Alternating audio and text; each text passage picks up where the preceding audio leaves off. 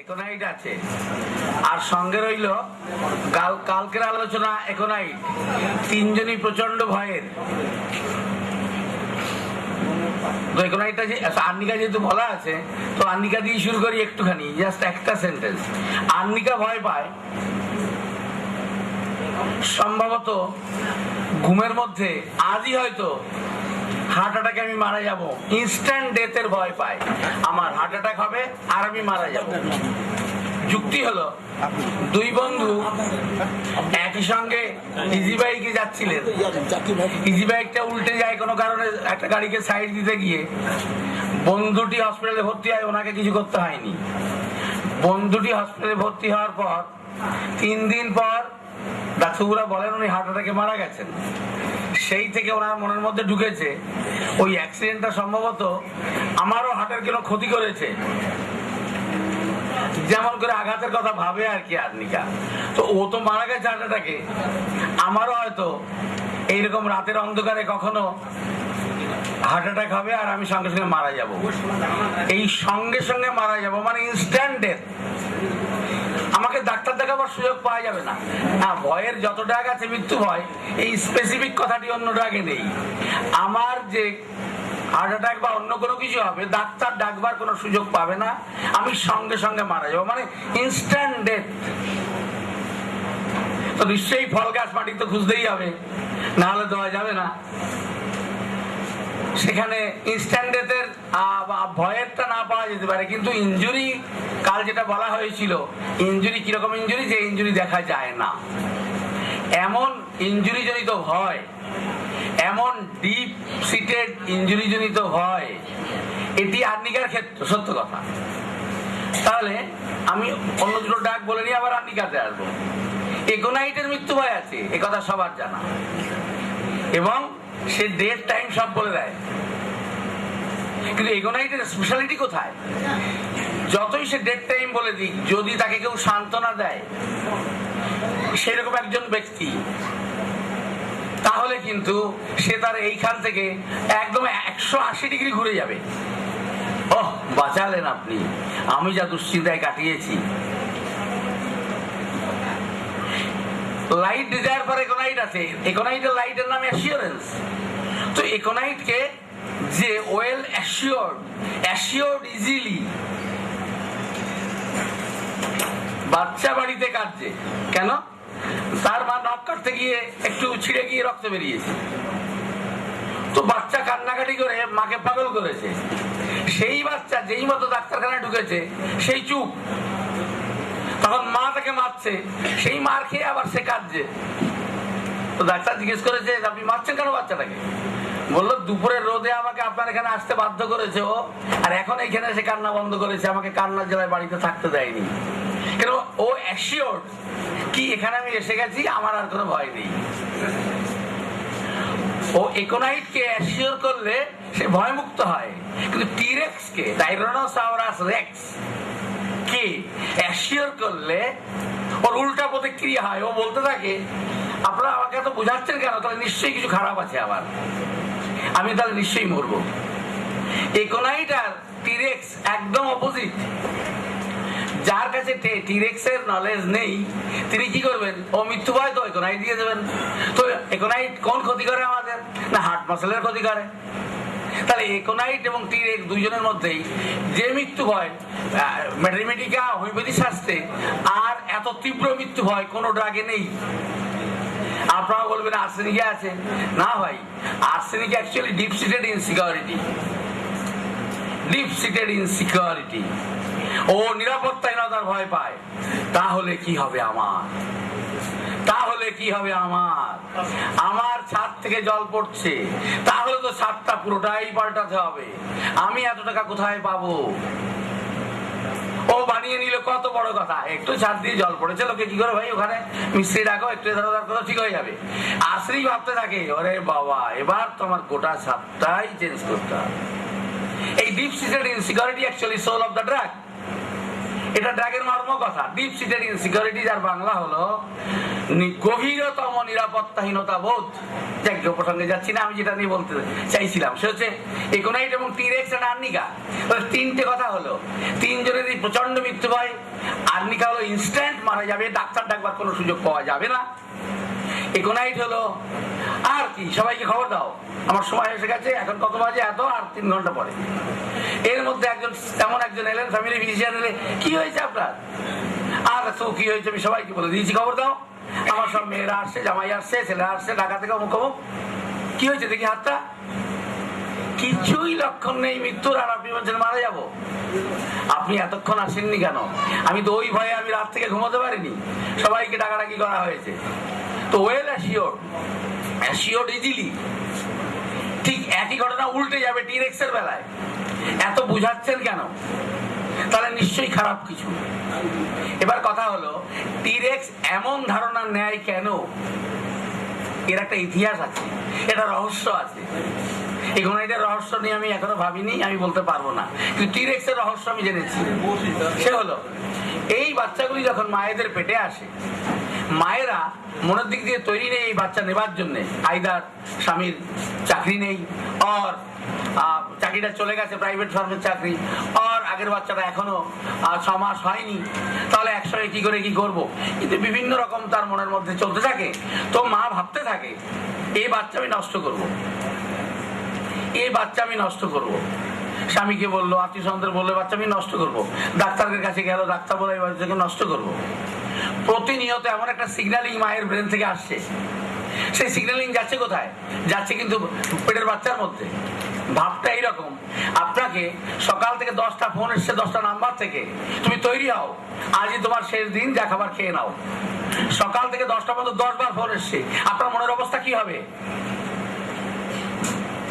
তাহলে সব শেষ, সব শেষ। 10টা ফোন 10 জায়গা থেকে এসেছে, আজ তোমার শেষ দিন। একটা বন্ধু পর্যন্ত বলেছে, আমি একটা খবর পেয়েছি, প্লিজ তুমি সাবধানে থেকো। আরো বেড়ে গেল।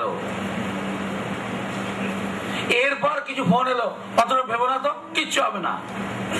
তখন উনি ভাবতে শুরু করবেন কি, এর আবার এই ফোনের উদ্দেশ্য কি?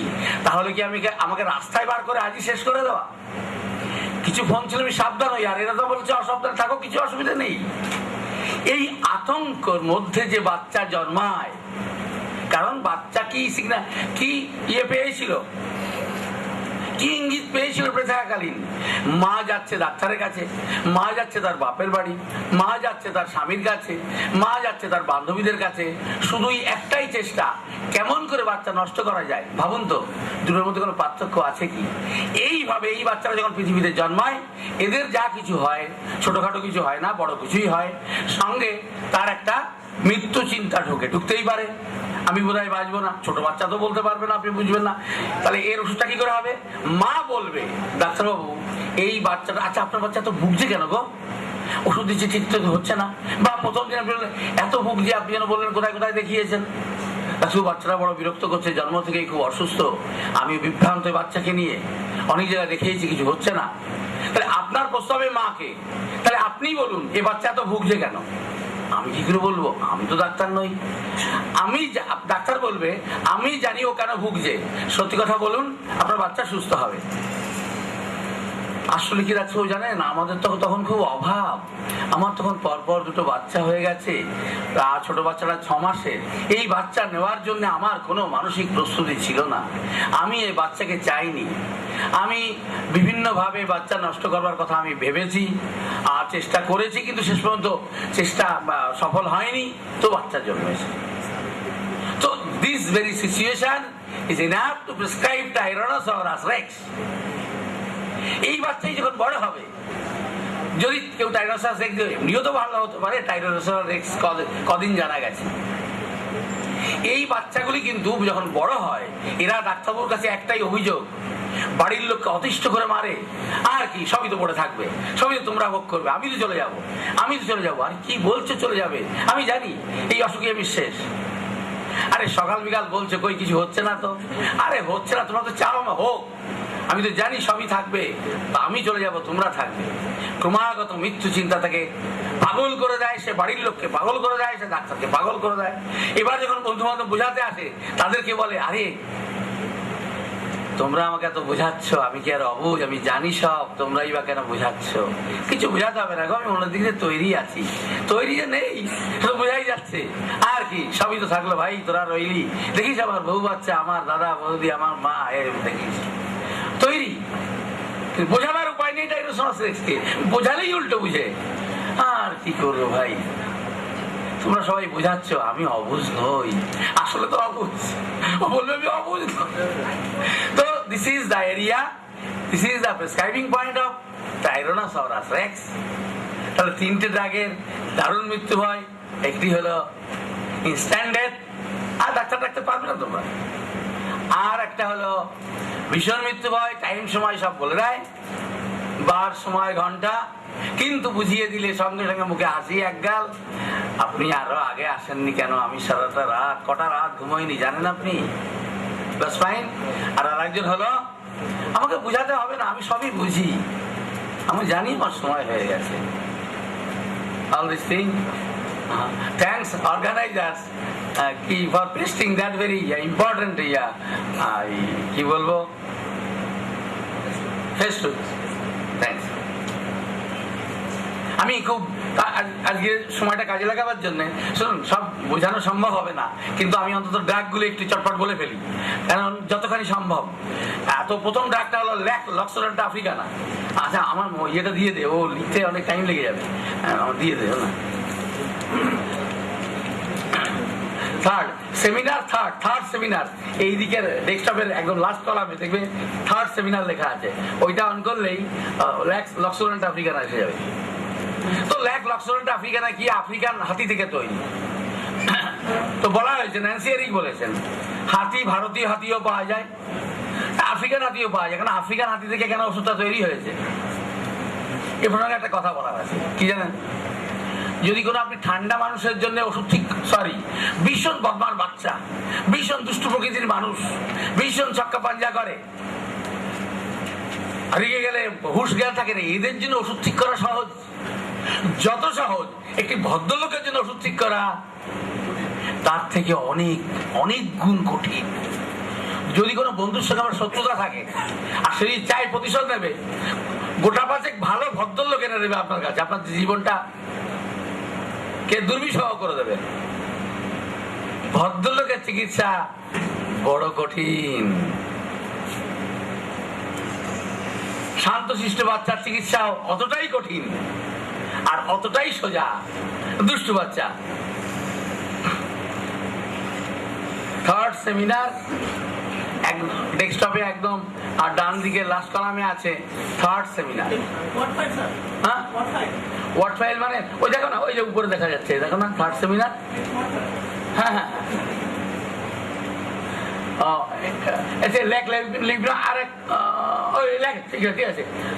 তুমি লক্সোডেন্টা আফ্রিকানা এখানে আছে, একটুখানি উঠাও, আরেকটু আরেকটু আরেকটু আরেকটু আরেকটু আরেকটু বাস বাস। আচ্ছা, ন্যান্সি এরিক বলেছেন হাতি কিন্তু ইন্ডিয়াতেও আছে। তো ইন্ডিয়ান হাতি থেকে তৈরি হবে না, কারণ ইন্ডিয়ান হাতি খুব ভদ্র স্বভাবের, সহজে শেখানো যায়। দেখলেন তো আমি যা বললাম, কথা ঠিক। ইন্ডিয়ান হাতি থেকে তৈরি হয়নি, ইন্ডিয়ান হাতির দুধ থেকে, ওরা ভয়ঙ্কর ধরনের হাতি, আফ্রিকান হাতি থেকে তৈরি, হাতির দুধ থেকে তৈরি। লক্সোডেন্টা আফ্রিকানা এর প্রেসক্রাইবিং পয়েন্ট কি? আচ্ছা আপনার নাম, ইয়ে নামটা লিখে নিন, আমি বলছি এবার। লক্সোডেন্টা আফ্রিকানা আফ্রিকার ভয়ঙ্কর জাতের হাতির দুধ থেকে তৈরি,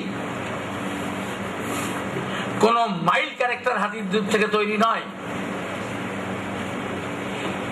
এর ডক্ট্রিন অফ সিগনেচার খুব ইন্টারেস্টিং, সবটুকু বলা যাবে না, যতটুকু না বললে নয় প্রেসক্রাইবিং পয়েন্টের জন্য সেটুকু বলছি।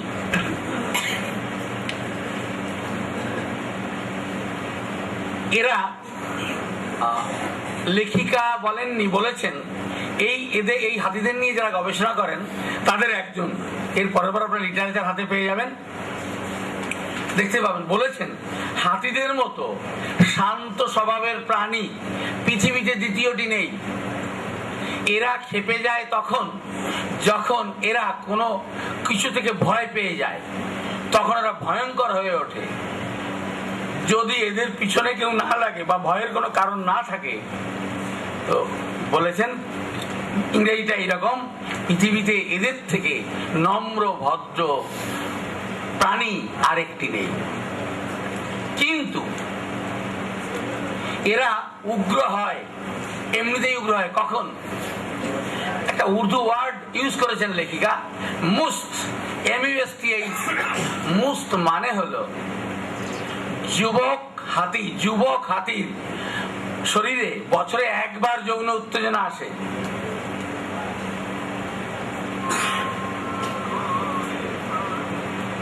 আমি বন্ধ করে দিচ্ছি, ভুলে গেছি কি যেন বলছিলাম। মুস্ত, তো মুস্ত হলো এরা, এদের বছরে একবার, এরা মানুষের থেকে অনেক উন্নত মানের গো, এরা বছরে একবার ওরা সেক্স করে।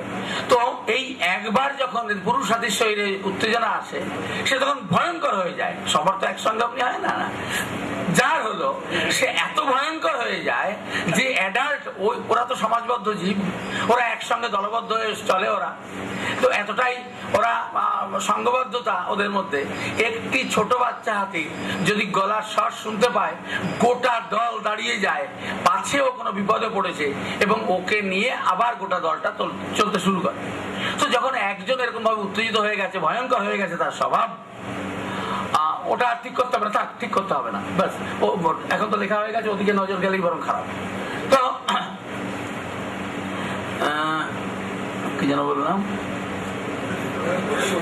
হ্যাঁ, তখন গোটা দল কি করে, যে ওরকম উন্মত্ত হয়েছে তাকে ঘিরে ওরা রাস্তা ছেড়ে দেয়, এবং ওই রকম উদ্যম হাতিটি ও একজন অপোজিট সেক্সকে খোঁজে। তাকে পাওয়ার পরে তার উদ্যমতা ঠান্ডা হয় না যতক্ষণ সবকিছু শেষ না হয়। তো এই অবস্থাতে গোটা দলটা ওদেরকে একাকী থাকতে দিয়ে ওরা দূর দিয়ে ব্যারিকেড করে থাকে, পাছে ওদেরকে কেউ ডিস্টার্ব করে। আর এই মেয়ে হাতিটি ওকে কোন রকম হতাশ বা ওকে কি বলবো, বাধা, কোনো কিছুতে বাধা দেয় না, যাতে করে ও সর্বাঙ্গীন ঠান্ডা মাথায় সবকিছু ওর শান্তি মতো সব উপভোগ করতে পারে। তার জন্য সে যেন তৈরি হয়ে তাকে সেই সুযোগ দেয়। আমরা এখানে দুটো জিনিস পেলাম। এক হচ্ছে, যে বাচ্চাটি জন্মাবে তার মধ্যে আমরা কি কি পাবো? পাবো বাবার উগ্রতা, আর পাবো মায়ের সহনশীলতা। তো এই হাতির মধ্যে দুটো শব্দ পাওয়া গেল, যেমন কোনিয়ামের মধ্যে পাওয়া গেছিল, একটা হচ্ছে ইনডিউরেশন আর একটা হচ্ছে গ্র্যাজুয়াল। এখানে তোমার দুটো শব্দ পাওয়া গেল, একটা হলো অ্যাগ্রেসিভনেস আর একটি হলো মাইল্ডনেস। আর কি বলবো, সহনশীলতা, ইংরেজিটা কি হলে ভালো হয়? কি পাওয়ার অফ টলারেন্স, এরকম বুঝতে হবে হয়তো। তো এই সহনশীলতা এবং উগ্রতা, এই দুটো শব্দ হাতিদের এই যে যার মধ্যে আমরা পাবো, তাকে কিন্তু আমরা ল্যাক লক্সুরান্টা আফ্রিকানা দিতে পারবো। তাহলে ল্যাক লক্সুরান্টা আফ্রিকানার প্রেসক্রাইবিং পয়েন্ট কি? যার মধ্যে আছে উগ্রতা এবং যার মধ্যে আছে সহনশীলতা। কিভাবে জানা যাবে? নিশ্চয়ই ফ্রুট ট্রি আর সিনড্রোম মেনে, যেমন করে আমরা তার বাবা মায়ের থেকে জানলাম, তেমন এই বাচ্চাটার বাবা মার থেকেও জানতে হবে। তো লেখিকা একটা কথা বলেছেন যে আমরা মানুষেরা কি ওদের থেকে এটুকু শিখতে পারি না? কি বলেছেন? বলেছেন যে ওদের সমাজে যে সমস্ত বাচ্চারা, মানে ইয়ংরা, এইরকম দুর্বৃত্ত, খুনে, শক্তির অপব্যবহার করে, তাদেরকে বড়রা কি করে, ওদেরকে প্রকৃত আচার আচরণ শেখায়। ওদেরকে শেখানো হয়, দেখো তোমার শক্তি আছে বলে তুমি মিসইউজ করো না, তুমি এইভাবে শক্তিটাকে খরচ করো। কিরকম শক্তি খরচ করে জানেন এরা এতটাই কি বলবো, দেশপ্রেমী বলবো, মানে এরা শুখা মরশুমে জলের তো খুব অভাব হয় ওখানে, তো সমস্ত প্রাণীগুলোর জন্য ওরা জলাশয় খোঁজে, নাম্বার ওয়ান। নাম্বার টু হলো, জলাশয় না পেলে ওদের যে শক্তি আছে, ওই নরম সুরটা দিয়ে মাটি খুঁড়ে জল বার করে, সেই জলটা ওরা একা উপভোগ করে না, সবাইকে বিলিয়ে দেয়, বলে ভাই তুমিও খাও, তুমি যে প্রজাতিরই হও না কেন, তুমি সিংহ হও, তুমি বাঘ হও, তুমি হরিণ হও, যা হও, তুমি খাও। আচ্ছা, আর একটা কথা এই প্রসঙ্গে আছে, বনের রাজা কিন্তু সিংহ নয়, বনের রাজা অ্যাকচুয়ালি হাতিকে বলা হয়েছে, কারণ হাতিকে দেখলে সিংহ পালিয়ে যায়। তাহলে আমরা এদের চরিত্রে কি কি আরো দেখতে পেলাম? এরা নাম্বার 1 সবাইকে নিয়ে চলতে ভালোবাসে।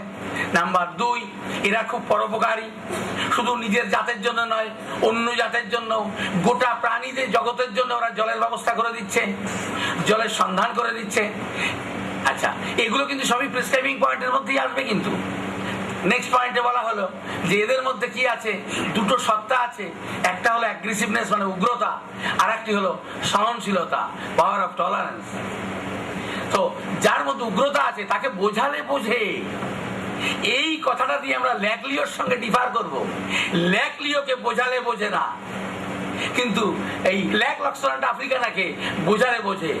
যতই ভয়ঙ্কর হোক আর আচরণ, ভেঙে চুরে চুরমার করে দিচ্ছে, কিন্তু এটা করে না বেটা, লোকে খারাপ বলবে, তুমি তো ভালো ছেলে।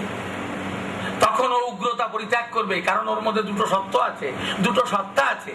জেনেটিক কনফিগারেশন দিয়ে হোক, বাবা মার থেকে পাওয়ার ইয়ে দিয়ে হোক, কি একটা হলো উগ্রতা আর একটা হলো সহনশীলতা। যে মুহূর্তে একটি বাচ্চা, সেই হাতির কথাই বলুন আর মানুষের কথাই বলুন, উগ্র আচরণ করছে, তখন যদি তাকে বোঝানো হয়, সে কিন্তু শান্ত হয়। ল্যাক লিওলিনাম কিন্তু শান্ত হবে না, ও উগ্র, চিরকাল উগ্র। তাই ল্যাক লিও আর ল্যাক লক্সল্যান্ড আফ্রিকানার মধ্যে এই হলো বেসিক ডিফারেন্স। আমি এই সমগোত্রীয় কিছু ড্রাগ নিয়ে একটা একটা করে লাইন আমি বলবো, আপনারা প্লিজ একটুখানি নোট করবেন, সেটা ভালো হবে। তাহলে আমি এখানে দুটো কথা বলে ফেললাম। এক হচ্ছে ল্যাক লক্সল্যান্ড আফ্রিকানার মধ্যে উগ্রতা আছে, সহনশীলতা আছে। যে সেই ছেলেটি যখন উগ্র হয়েছে বা সেই মানুষটি যখন উগ্র হয়েছে, তাকে বুঝালে বুঝে যায়।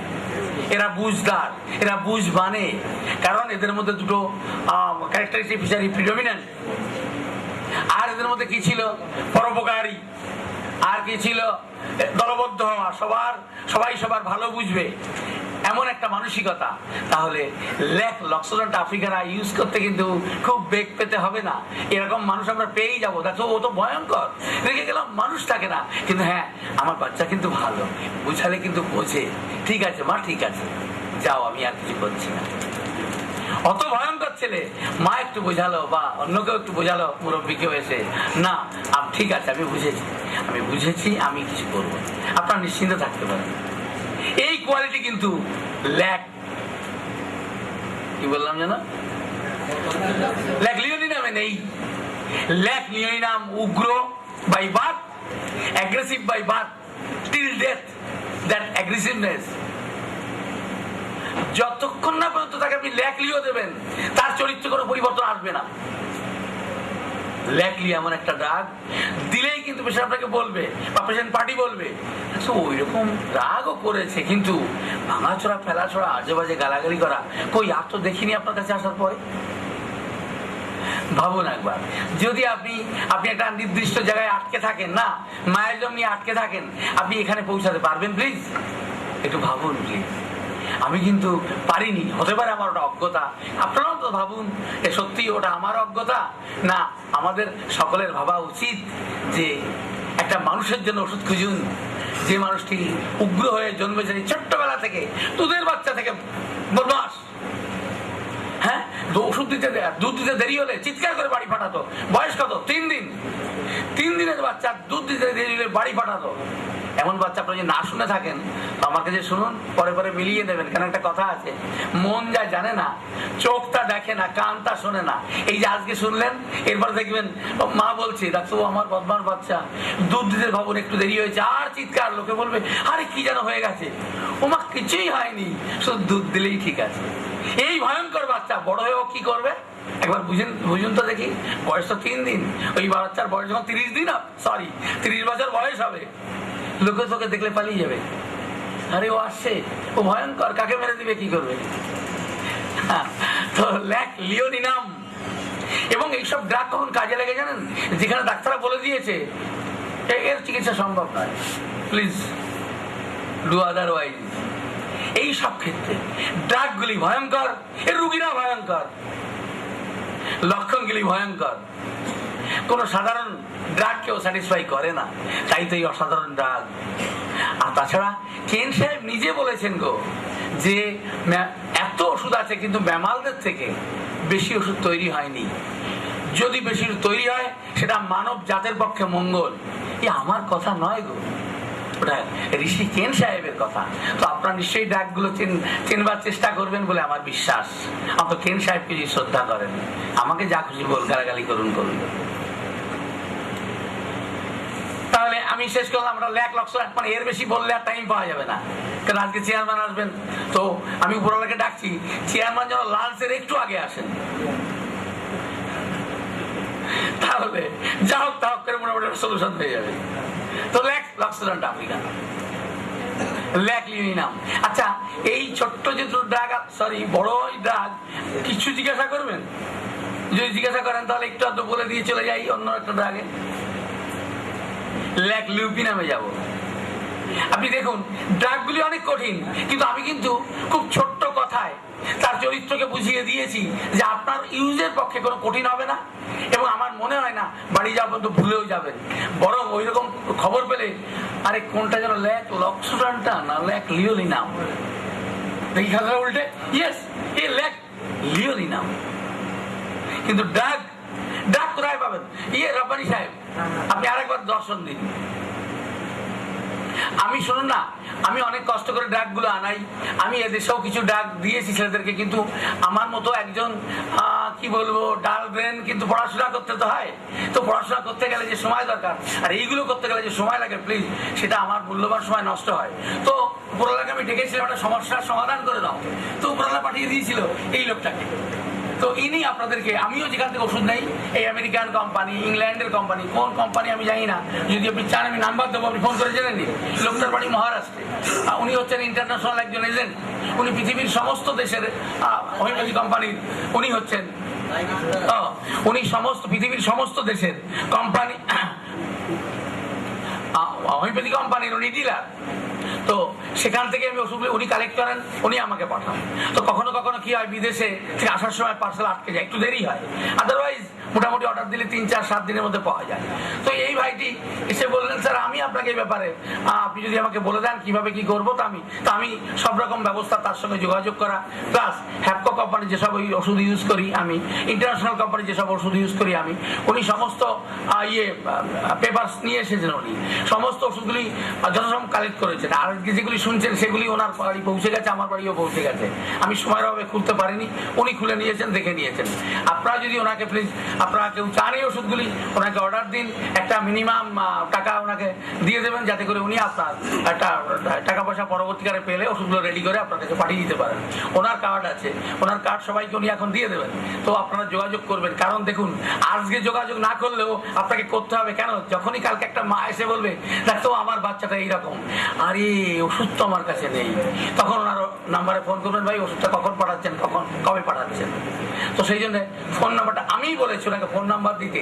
এখানে কোনো বিজনেস পলিসি নেই, উনি আমাকে কোনো কমিশন দেবেন না, আমি ওনার থেকে কোনো কমিশন নেব না। কিন্তু ওষুধের দামটা ভাই একটু বেশি, কারণ বর্ডারে প্রচুর টাকা দিতে হয় ওষুধ আনবার জন্য। আমিও যখন এনেছিলাম, আমাকে যে যা বলতে চান না মাইক নিয়ে নেবেন, সে আমি ফটাফট এগিয়ে যাবো। আজকে আমি একদম দেরি। স্যার লিওলিনাম সোর্স কি? সোর্স ও হাতের মধ্যে। আচ্ছা, লিওলিনামের মায়ের গর্ভাবস্থায় মানসিক অবস্থা কি রকম হবে? ও থ্যাঙ্কস এ লট, দারুন। শুনুন তাহলে, মা ভয়ঙ্কর স্বভাবের, ঠিক বাবা যেমন। কিন্তু আপনারা ভেবে দেখুন, যখন আপনি প্রথম শ্বশুর বাড়িতে এসেছিলেন, যদি বিয়ে না হয়ে থাকে যাবেন, আপনার যত রাগ হোক না কেন, শ্বশুর বাড়ির পরিবেশে কথা বলার হিম্মত প্রথম গিয়ে সম্ভব হবে না।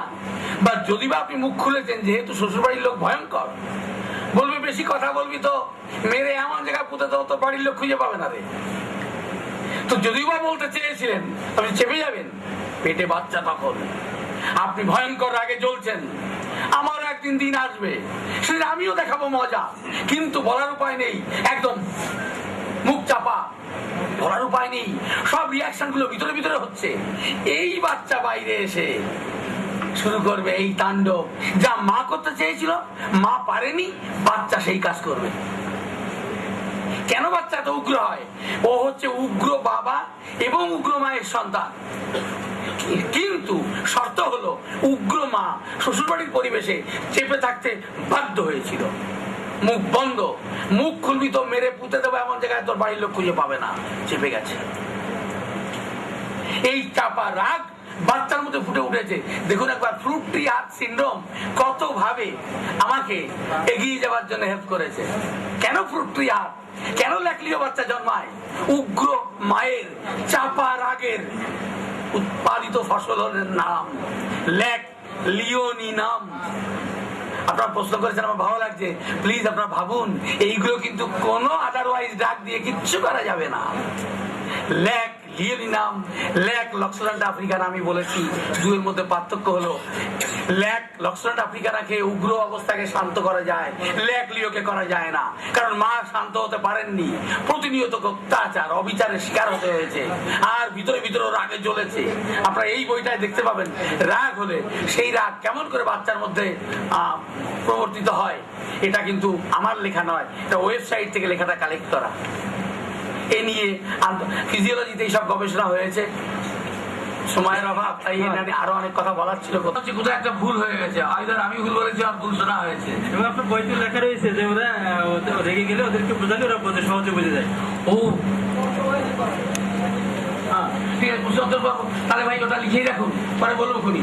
এই ল্যাকটোসিসটা এটা কখন দেবো কখন দেবো না, এটা সম্পর্কে বলে। কি বলবো? কখন দেবো আর কখন দেবো না। কোনটা সিপি? এই যে ল্যাকটোসিস, ও কখন দেবে আর কখন দেবে না, ওই কথার মধ্যে কিন্তু উত্তরটা বার করে নেওয়া যায় যে যদি এর মধ্যে উগ্রতা এবং সহনশীলতা দুটো বোধ একসঙ্গে না থাকে দেবো না। মানে কার মধ্যে? এদের গাছের মধ্যে। কেন গাছের মধ্যে থাকলে তো ফলের মধ্যে থাকবে। তো যেখানে একটি আছে শুধু উগ্রতা দেবো না, শুধুই সহনশীলতা দেবো না। কেমন? আর ওই সিপির কথা যে বলেছিলাম, অ্যাকচুয়ালি আমি কিন্তু ফল গাছ মাটি ওই জন্য বলছি। ল্যাক লক্সল্যান্ডটা কোন গাছের ফল? যে গাছের মধ্যে ছিল উগ্রতা, যে গাছের মধ্যে ছিল সহনশীলতা। Total opposite character present in an individual from their tree. আচ্ছা, তো আমি অন্যটাকে চলে যাই। ল্যাক লিউপিনাম, মানে ওটা দেখাও। ল্যাক লিউপিনাম এই বেটা অনেক ফাঁকা হয়ে গেছে, একটু তুলে দাও তো উপরের দিকে। অমনি হবে না বাবা। ও লাইকোপোডিয়াম লিখে দিন, আমি বলছি। ল্যাক লিউপিনাম শিয়ালের দুধ থেকে তৈরি।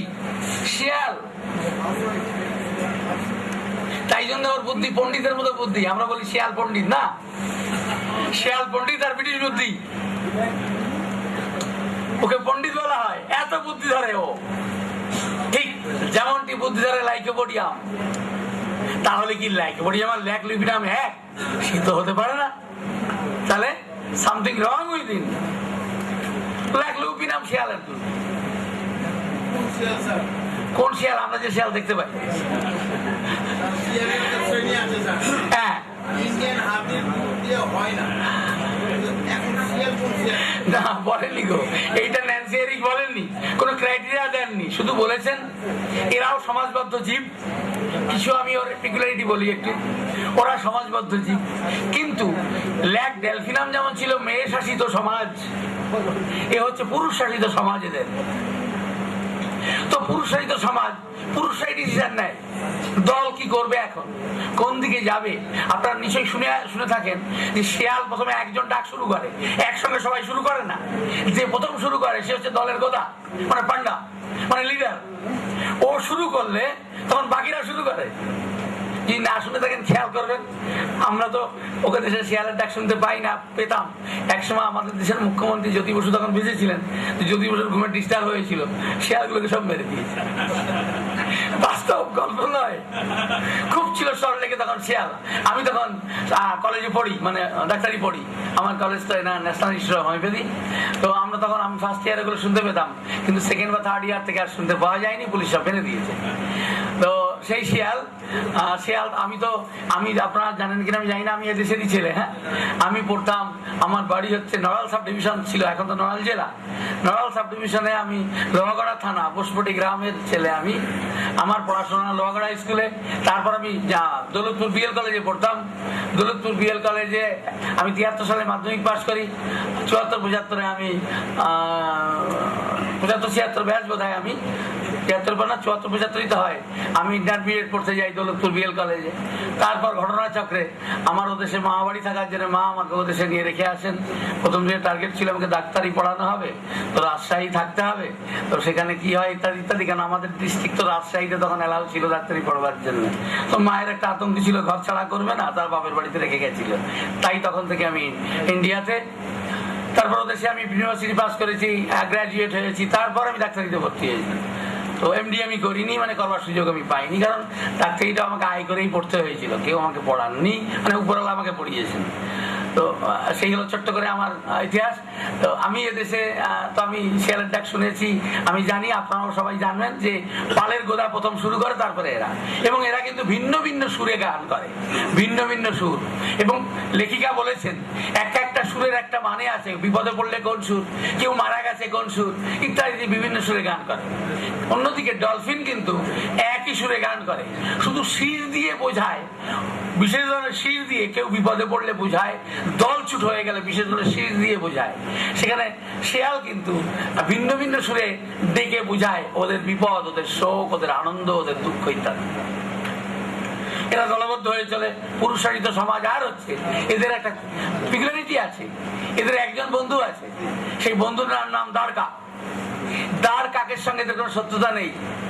দ্বার কাক খবর দেয় উড়ে গিয়ে যে অমুক জায়গায় শিকার আছে, এরা সেখানে ছুটে যায়, শিকার ধরার পরে এই বন্ধুরা মিলে ভাগযোগ করে খায়। তো দ্বার কাক এদের বন্ধু, বুঝলেন, এটা দারুণ খবর। শিয়ালের বন্ধু দ্বার কাক খবর দেয় কোথায় শিকার আছে, ও সেখানে চলে যায়। এক অদ্ভুত ব্যাপার। যাও, তো আমাদের প্রেসক্রাইবিং পয়েন্ট, এটা গল্প একটু না করলে না, তাই বললাম। প্রেসক্রাইবিং পয়েন্ট কিন্তু হলো বুদ্ধিমত্তা। বুদ্ধিমত্তা এর ফার্স্ট অ্যান্ড ফরমোস্ট ক্রাইটেরিয়া। এত বুদ্ধি ধরে, যার জন্য দেখুন বলাই হয় শিয়াল পণ্ডিত, ব্রিটিশ বুদ্ধি। তো এত বুদ্ধি ধরে, এরকম বুদ্ধি ধরে আমাদের ম্যাথমেটিকে আরো ডাক আছে। তার মধ্যে খুব উল্লেখযোগ্য তিনি হলেন লাইকোপোডিয়াম। কিন্তু পার্থক্য কি, বেসিক ক্যারেক্টার তো একটা আছেই। বেসিক ক্যারেক্টার হলো লাইকোপোডিয়াম, আপনারা সবাই জানেন, ওটা বলার দরকার নেই, তবু একটু বলি ডিডি করতে গিয়ে। লাইকোপোডিয়াম শারীরিক দিক দিয়ে যতটা দুর্বল, মনের দিক দিয়ে ততটাই শক্তিশালী। এত বুদ্ধি ধরে, নিজে না পারলে কি হবে, ঠিক বুদ্ধি করে কাজ সারবে। একই রকম বুদ্ধি ধরে শেয়াল, কিন্তু ও মনের যত জোর, শরীর আরো জোরালো। এরা পরিশ্রমী, স্ট্রং অ্যান্ড স্টাউট বডি। দেহের জোর যেমন, মনের জোর ততোধিক। তাই যদি দেখুন না, আপনারা পেয়ে গেছেন কি যে ভীষণ বুদ্ধি ধরে রাখতো কবে থেকে, ছোট্টবেলা থেকে আমরা দেখেছি ওর কি বুদ্ধি, ওর সমগোত্রীয় বাচ্চাদের সঙ্গে কেমন করে খেলতো। তো আপনারা এও জানলেন কি কেমন করে সবাইকে কবজা করতো, ও নিজের কথা শুনতে বাধ্য করতো। আপনারা লাইকোপোডিয়াম দিতেন, কিন্তু লাইকোপোডিয়ামের শর্ত কিন্তু দৈহিক দুর্বলতা, আবার ফিজিক্যালি উইক, মেন্টালি কিন। আর এখানে হলো physically and mentally both are well strong and stout. এই ছোট্ট কথার বেশি আমার কাছে খুব বেশি ইনফরমেশন নেই, আমি তাই এটাকে নিয়ে আর বেশি সময় কাটাচ্ছি না। আপনারা যখন লিটারের পরে বা লিটারেচার হাতে পাবেন, আপনারা পড়াশোনা করে আপনারা দেখবেন আর কিছু যদি পাওয়া যায়, কারণ আপনাকে খুব একটা হেল্প করবে না রেপার্টরি ব্যাপারে। এ নিয়ে খুব বেশি লেখালেখি তো বেশি দিন ধরে হয়নি, কিন্তু আমি যে অবস্থায় ইউজ করেছি, মানে ইউজ করতে করেছি, মানে ওর তো পেয়ে গেছি, কিছু ড্রাগ ছিল না বলে দিতে পারিনি। তো আগে মনে হতো এই লাইকোপোডিয়াম হবে, হয়তো বা ভুল করে দিয়েওছি, কিন্তু এখন তো বুঝে গেছি ফিজিক্যালি যদি স্ট্রং অ্যান্ড স্টাউট হয় তো লাইকোপোডিয়াম দ্বিতীয়বার ভাবতে হবে, সেখানে ল্যাকলিউপিনামের কথাই ভাবতে হবে। আর একটা নতুন ডাক বাকি রইল, অনেকে লাঞ্চের আগে চলে যাবেন, তাই আমার একটু মনোদিক দিয়ে তাড়া আছে। আমি যেহেতু প্ল্যানিং করে এসেছি, আর সে হচ্ছে লাইমেনলাইটিস ব্রেডি, মানে হলো বাটারফ্লাই, মানে হলো মথ। ওটা বার করো না নিচের দিকে।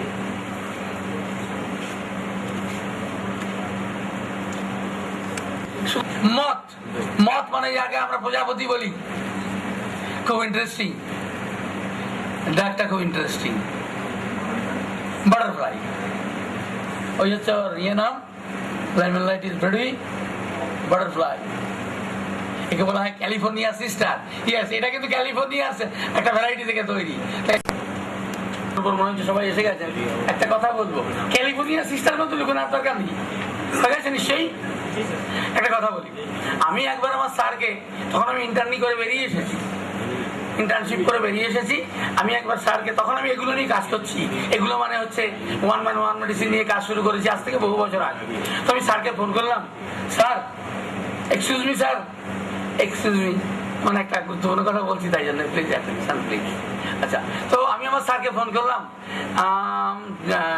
স্যার একজন বয়স্কা মহিলা এসেছেন, ওনার রয়েছে বহু পুরানো একটা গিট ব্যথা, ঘুম হয় না, আর হচ্ছে এদিকে এখন এসেছেন উনি, ওনার তীব্র একটা জ্বরের কষ্ট নিয়ে, জ্বর, গা হাত পা ব্যথা, মাথা ব্যথা, সঙ্গে কাশি, ভুগছেন প্রায় 3 দিন হলো।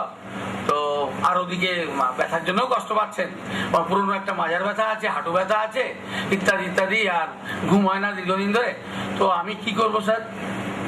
উনি বলেন, তুই কি পাস করার পর সব ভুলে গেলি? আমি বললাম, না স্যার, আপনাকে একটু তবু পরামর্শ নেওয়ার জন্য ফোন করেছি। তো উনি বললেন, যেটা অ্যাকিউট ম্যানিফেস্টেশন, ওটার জন্য তুমি এক্সাইটিং কজ, মেনটেনিং কজ নিয়ে একটা ড্রাগে পৌঁছাও, ডিজায়ার আভারশন মোডালিটি দিয়ে। স্যার ওটা তো চলে যাওয়ার মতো করেছি আপনার কথা মতো। তো তারপর ওটা চলে গেলে তখন ম্যাথমেটিক ব্যাকগ্রাউন্ড খুঁজে একটা অ্যান্টি ম্যাথমেটিক ড্রাগ দাও। আমি বললাম, ঠিক আছে স্যার, থ্যাংকস এ লট। মনে মনে আমার একটু হাসি পেয়েছিল, কারণ ওগুলো তুমি জানতাম। আমি তো হোমিওপ্যাথি সংস্পর্শে এসেছি 1976 সাল থেকে, ভর্তি হয়েছি 92-93 ব্যাচ। আমি তো গ্রুপ গিয়েছিলাম, আমি তো বিভিন্ন সেমিনারে অ্যাটেন্ড করেছি, আমি তো জেনেছি, ওটা আর কিছু হাত দেবে না, হ্যাঁ দরকার নেই। আমি তো জেনেছি যে হোমিওপ্যাথি বলতে যা মায়োলজিক prescription, acute prescription, chronic prescription. আমি যখন কলেজে ভর্তি হইনি 50 টাকা ঘন্টা দিয়ে সোরাসিবিলিস সাইকোসিস বুঝতাম একজন খুব স্বনামধন্য চিকিৎসকের কাছে। সেটা কোন সালের কথা ভাবুন, সেটা হচ্ছে 77 সালের কথা, 77-78 সালের কথা। 50 টাকা 1 ঘন্টা উনি আমাকে অর্গানন পড়াবেন। তো আপনি বুঝুন, মানে একবারে মানে শিখিনি ঠিকই, কিন্তু মূর্খও একবারে নই। কারণ 50 টাকা দিয়ে যখন আমি লেম্যান, তখন যখন সোরা শেখবার মন হয়েছিল 50 টাকা ঘন্টায় দিয়ে, তাহলে আমি মায়াজম চটকাতে কম চটকাইনি। এটা ভাবার কোনো কারণ নেই যে মায়াজম সম্বন্ধে আমার আইডিয়া নেই। That is Y I am doing all this very wrong things. কেউ কেউ আমাকে বলেন কি তুমি ইয়ং জেনারেশনকে ভুল পথে চালিত করছো। যদি তা করে থাকি, উপরওয়ালার দোহাই, সব পাপ যেন আমার হয়। আপনারা যদি কোনো অন্যায় করেন, আমি জেনে বুঝে আমি কোনো কিছু বলি না পাবলিকলি, যদি না আমি ভেরিফিকেশন, রিভেরিফিকেশন যতক্ষণ না করতে পারি আমি বলি না। তো যে ড্রাগগুলি নতুন শুনছেন, এগুলি আমি পরে পরে আরো আইডিয়া নিশ্চয়ই দেওয়ার জন্য তৈরি হয়ে আসবো। আজকে শুধু একটু আইডিয়া দিয়ে গেলাম, কারণ আমার একটা লোভ হয়ে গেছে ইদানিং কালে। সে লোভ হলো, আমি ছেলেদেরকে কিছু বললে আমি যা করতে পারি না, আমার ছাত্ররা তা করে, আর আমি ওদের থেকে শিখে নিয়ে আবার আমি করি। তাহলে এই লোভটা আমাকে এই নতুন কিছু কথা বলা থেকে আমি বিরত হতে পারি না। হয়তো আমি যা শিখতে পারিনি, আমার ছেলেরা আমাকে পরের দিন শোনাবে, স্যার আমি ল্যাক লিউপিনাম দিয়ে এই করেছি, আমি ল্যাক লক্সোরান্ট আফ্রিকানা দিয়ে একটা অটিস্টিক বেবি ঠিক করেছি।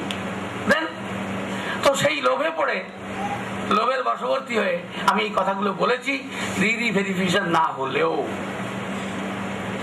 তো দেখুন, স্যার আমাকে যা বললেন সে হচ্ছে যে অ্যাকিউট কেসে অ্যাকিউট ট্রিটমেন্ট হবে, ক্রনিক কেসে মায়োজমেটিক ট্রিটমেন্ট হবে। আমার বই ম্যাগাজিনে একটা লেখা আছে, একটি বাচ্চা তার ইয়ে হয়েছে, কি বলে, পিঠে খেয়েছে, কেক পেস্ট্রি খেয়ে তার পেটে ব্যথা হয়েছে, পাতলা পায়খানা হয়েছে। আপনারা নিশ্চয়ই জানেন একটা ওষুধ হবে।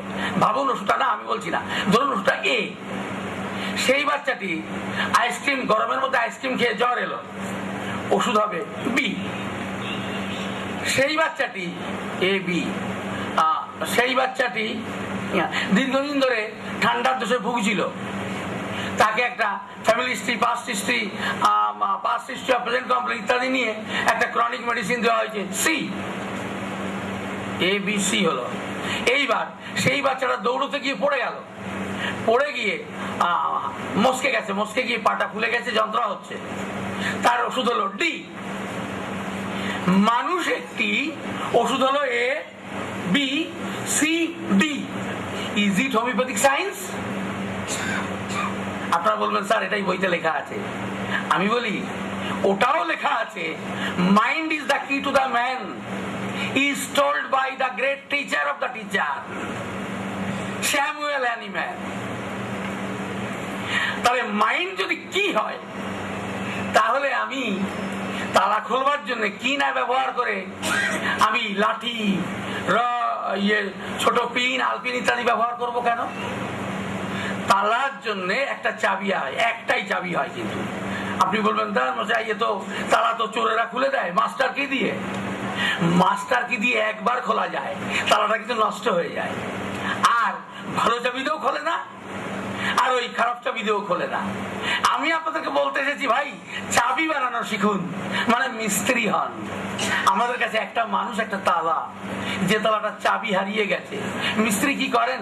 আপনি যদি ভাঙা তালাটার চাবি বানাতে যান, ও একটা বার করে ঘষে, একটা আইডিয়া করে নেয়, ঘষে, আবার দেয়, আবার ঘষে, আবার দেয়, আবার ঘষে। এই করতে করতে এক খুলে গেল, একটু বেশ ভালো করে পাল্টে দিন, কত 25 টাকা দিন। আমার দেশে 25 টাকা, আপনার দেশে বোধ হয় 50-55 টাকা লাগবে বোধ হয়। দিন না 100 টাকা দিন, দেখলো পার্টি ভালো আছে, 100 টাকা দিন। 100 টাকা হয় নাকি? আর বাবু একদিন আসবেন, 100 টাকা দেবেন না, দিন 100 টাকা। তো এই চাবি দিয়ে কতদিন খোলা যাবে তালাটা?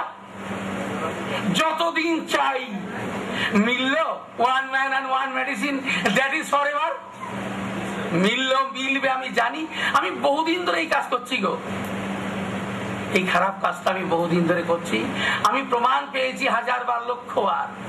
আপনারা প্লিজ তালা বানানো শিখুন, চাবি বানানো শিখুন।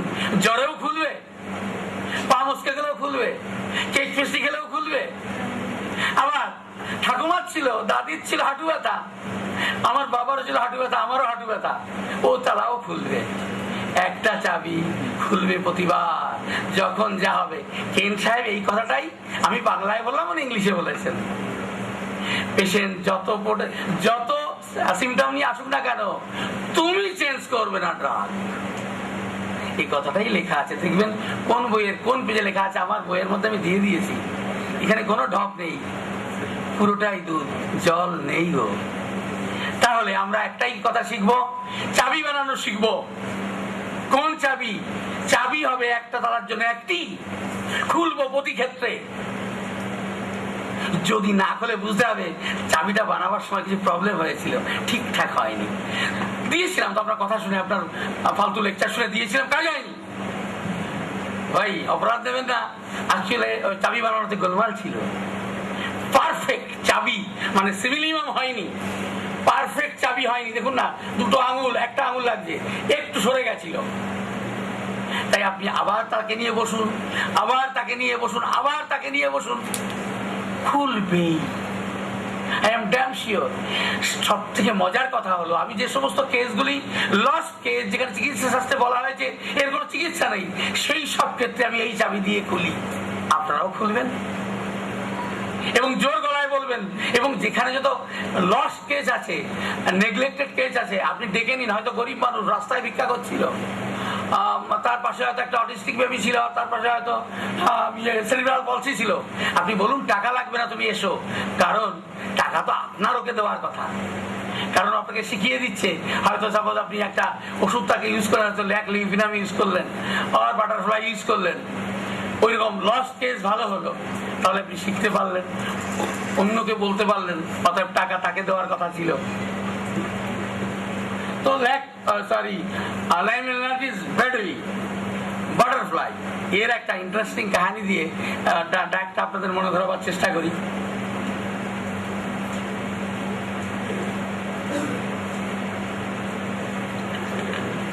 এটা কিন্তু একটা বাস্তব কাহিনী, কিন্তু এদেশীয় নয়, ভিনদেশী।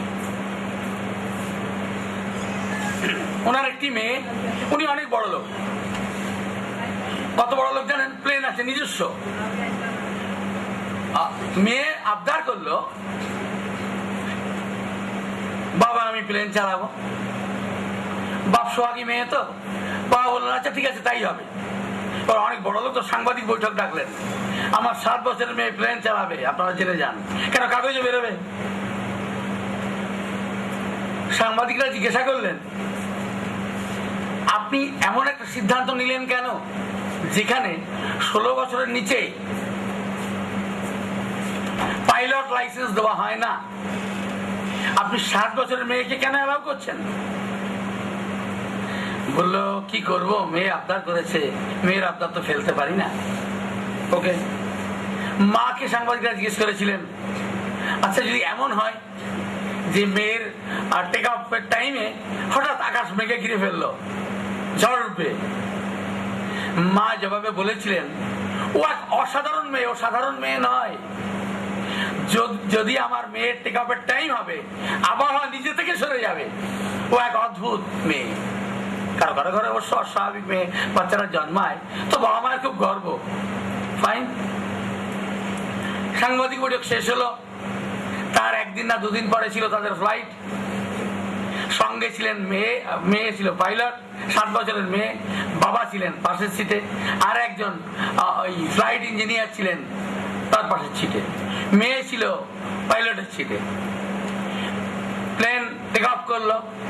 কিছু দূর যাওয়ার পর মেয়ে প্লেনকে কন্ট্রোল করতে পারলো না, প্লেন ক্র্যাশ হয়ে মর্মান্তিক দুর্ঘটনা ঘটে প্লেনটা শেষ হয়ে গেল। আর সাংবাদিক বৈঠক কিন্তু হয়েছিল তার 7 দিন আগে। তাই এই কথাগুলো জানা আছে, ওরা লেখিকা লিখেছেন। কি হলো, এই পথে যেন কেউ না আসে, তার মানে আপনি লক করে দেন। তাই বলো না, এই পথে যেন কেউ না আসে, লক করে দেন। ভাই যাদের বাইরে যাওয়ার দরকার, প্লিজ ওরা এটা আটকে দিতে বলেছে বাইরে থেকে। মর্মান্তিক ভাবে প্লেনটা ক্র্যাশ হয়ে গেল। তখন বিশেষজ্ঞরা, ধনী দেশ তো, বিশেষজ্ঞরা পরামর্শ দিলেন গার্জিয়ানদের, দেখুন বাচ্চাদেরকে বাস্তবটা বুঝাতে শিখুন। তারা মনে কষ্ট পায় পাক, বাচ্চারা মনে কষ্ট পেলে কোনো দোষ নেই। যদি তাদেরকে বাস্তবটা বুঝাতে সক্ষম হন আপনারা, ওরা সাময়িক কষ্ট পাবে কিন্তু পরে বুঝবে এটা করা উচিত নয়। তাহলে এমন মর্মান্তিক ঘটনা আর ঘটবে না। এবার আমরা একটু ভাবি, এই মর্মান্তিক ঘটনা ঘটেছিল কেন? না, বাচ্চাকে সুরক্ষা দেবার, নিরাপত্তা দেবার জন্য গার্জিয়ানের যতটুকু ম্যাচিউরিটি, যতটুকু জ্ঞান বুদ্ধি, অতীত অভিজ্ঞতা থাকা দরকার, ওই গার্জিয়ানের তা ছিল না। তাই জন্য একজন অনভিজ্ঞ বাচ্চাকে প্লেনের মতো ঝুঁকিপূর্ণ একটা যাত্রায় তাকে অ্যালাউ করেছিলেন। এটা বাবার মেয়ের প্রতি ভালোবাসা নয়, এটা বাবার দায়িত্বজ্ঞানহীনতার পরিচয়। বলুন হ্যাঁ কিনা? তো লাইমেলাইটিস ব্রেড উইক কাদের জন্য প্রেসক্রিপশন হবে? যাদের গার্জিয়ানরা এমন অর্বাচীনের মতো বাচ্চাদের শখ আহ্লাদ মেটান। নাম্বার 1। নাম্বার 2 হলো, যে সমস্ত বাচ্চারা মনে করে তাদের গার্জিয়ানরা তাদের জন্য যথেষ্ট টাকা পয়সা রেখে গেছেন, এ কথা সত্য, কিন্তু তাদের যে বয়সে তাদের সুরক্ষা, নিরাপত্তা, উপযুক্ত পরামর্শ দেওয়ার দরকার ছিল তা তাদের গার্জিয়ান করেননি। এমন যদি কোনো বাচ্চা মনে করে, মানে ফ্রুট মনে করে যে আমাদের গাছেরা আমাদেরকে শুধু আল্লাহ দিয়েছে, বড় করেছে, বোঝায়নি কি করা উচিত, বাস্তব জ্ঞান আমাদের দেননি, ফলে আমরা এই রকম অর্বাচীনের মতো আচরণ করি, বিপদে পড়ি, কারণ আমাদেরকে কোনো কিছুই শেখানো হয়নি আগে থেকে। এর জন্য দায়ী আমাদের গার্জিয়ানরা। যে সমস্ত বাচ্চারা এমন ভাবে অসহায় বোধ করে তাদের গার্জিয়ানদের ভুলের কারণে, যারা গার্জিয়ানদেরকে দোষারোপ করে, আমার এই ভুলে ভরা ভবিষ্যৎ বা এখনকার এই ভুলে ভরা বর্তমানের জন্য কে দায়ী জানেন? আমার বাবা মা। আমার বাবা মা কখনো আমাকে বাস্তব জ্ঞান দেননি। যখন যা অর্ডার করেছি তখন তাই পেয়ে গেছি, ফলে আমি বুঝতে শিখিনি অভাব কাকে বলে, কিভাবে চললে আজকে আমি যে অভাবে পড়েছি, সমস্ত জমা টাকা পয়সা উড়িয়ে দিয়েছি, আমার কোনো অভিজ্ঞতাই ছিল না কেমন করে চললে ভবিষ্যতের এই দুরবস্থা থেকে বাঁচা যায়। উপযুক্ত পরামর্শ, উপযুক্ত উপদেশ, উপযুক্ত জ্ঞান, উপযুক্ত নিরাপত্তা ইত্যাদি কোনো কিছুই আমাদের গার্জিয়ানরা আমাদেরকে দেননি। তাই আমাদের এই চরম পরিণতি। যে সমস্ত বাচ্চারা, যে সমস্ত মানুষেরা এই ধরনের অভিযোগ আনবে, আমি কেন গল্পটা বললাম, এই আপনারা সব হয়তোবা স্পেলিংটাও ভুলে যাবেন, লাইবিলিটিস ব্রেডুই, কিন্তু এই ঘটনা ভুলবেন না। কি বাবা মায়ের আশকারাতে আমরা যে কথাটা ব্যবহার করি, বাবা মায়ের প্রশ্রয়ে তিনটে জান শেষ হয়ে গেল। তার পিছনে প্রথমত দায়ী ছিলেন বাবার অতিমাত্রায় অপত্য স্নেহ তার সন্তানের জন্য। ভেবে দেখুন, হ্যাঁ কি না? এইরকম ভাবে যে বাচ্চারা বড় হয়, সেই বাচ্চাদের ওষুধ ব্রেডুই লেমনলাইটিস। তো এমন বাচ্চা কিন্তু খুব বেশি না পাওয়া গেলেও পাওয়া যাবে, যারা বাবা মায়ের প্রশ্রয়ে অমানুষ হয়েছে। আমরা তো বলি, আরে বাচ্চাটা তো ভালোই ছিল, ওর বাপ মা লাই দিয়ে দিয়ে মাথায় তুলেছে, যখন যা চেয়েছে তখন তাই দিয়েছে। এখন ছেলে বলছে প্লেন কিনবে, মোবাইল একটা আছে। গত মাসে ছেলে বলেছিল ইংল্যান্ডের মোবাইল চাই, এনেছে বাবা, ইংল্যান্ডে গেছিল। এরপরে বলছে আমেরিকা থেকে অমুক কোয়ালিটি এনে দিতে হবে, বন্ধুর আছে। বাবার এখন এই নিয়ে অশান্তি, আমেরিকা যাওয়ার কোনো প্রোগ্রাম নেই, হয়তো আমেরিকা থেকে এনে দিতে হবে, এদেশে পাওয়া যায় না। সেই বাচ্চাদের ওষুধ এটা, যারা প্রশ্রয়ে অমানুষ হয়েছে। দ্য লেমনলাইটিস ব্রেডুই, প্রশ্রয় পাওয়া বাচ্চার আর এক নাম।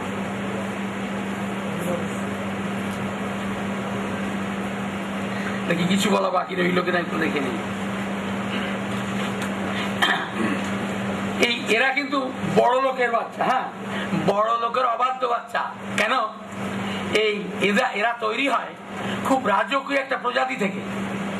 এই যে ওষুধটা ক্যালিফোর্নিয়া সিস্টার, এরা এতটাই রাজকীয়, এদের চেহারা, এখানেও কিন্তু প্রকট বৈশিষ্ট্যকে নেওয়া হয়েছে। তো এরা বড় লোকের বাচ্চা এবং এদের চাল চলন, এদের পোশাক পরিচ্ছদ সেই রকম। এটা বলা হয়েছে কি থেকে জানেন? এরা এই মতরা এর চারিদিকে যে সিল্কের আবরণ তৈরি করে না, সিল্ক সুতো যার থেকে তৈরি হয়, সেটা খুব দামি সিল্ক। ক্যালিফোর্নিয়া সিস্টার যে সিল্ক তৈরি করে, যার মধ্যে থাকে কোকুন স্টেজটা, তো খুব দামি সিল্ক।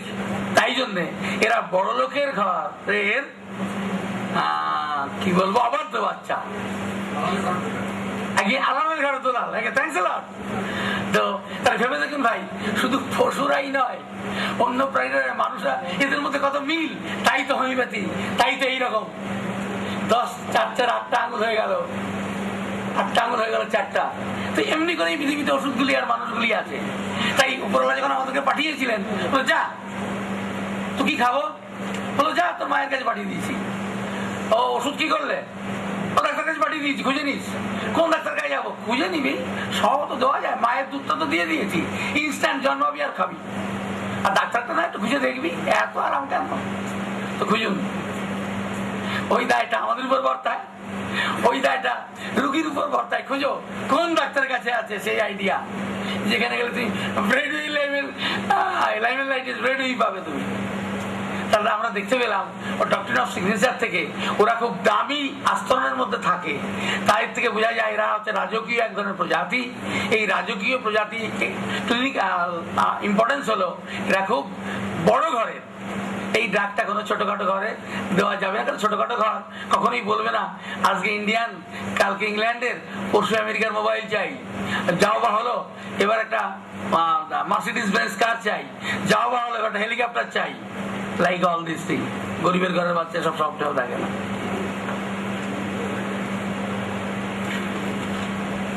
কেন বাচ্চা আপনাকে ওই অভিযোগ করলো? আমার বাবা মা আমাদের জন্য সব রেখে গেছেন, আমরা 3 ভাই, আমাদের 7টা বাড়ি, তো আর কি না, কোনো কিছুর অভাব নেই। অভাব আছে শুধু একটা জিনিসের, সেটা হলো আমাদের প্রতিরক্ষা, আমাদের সুরক্ষা দেওয়ার মতো না আমাদের কিছু বোঝানো হয়েছে। বাবা মা অ্যাক্সিডেন্টে মারা গেছেন, আমরা আজ অসহায়, টাকা পয়সা সবই আছে, বাড়ি গাড়ি সবই আছে, কিন্তু কেমন ভাবে চলতে হবে এইটা বলবার মতো আমাদের আপনজন কেউ নেই। আর যারা আছেন আত্মীয় স্বজন, আমাদেরটা লুটে পুটে খাওয়ার জন্য তারা তৈরি।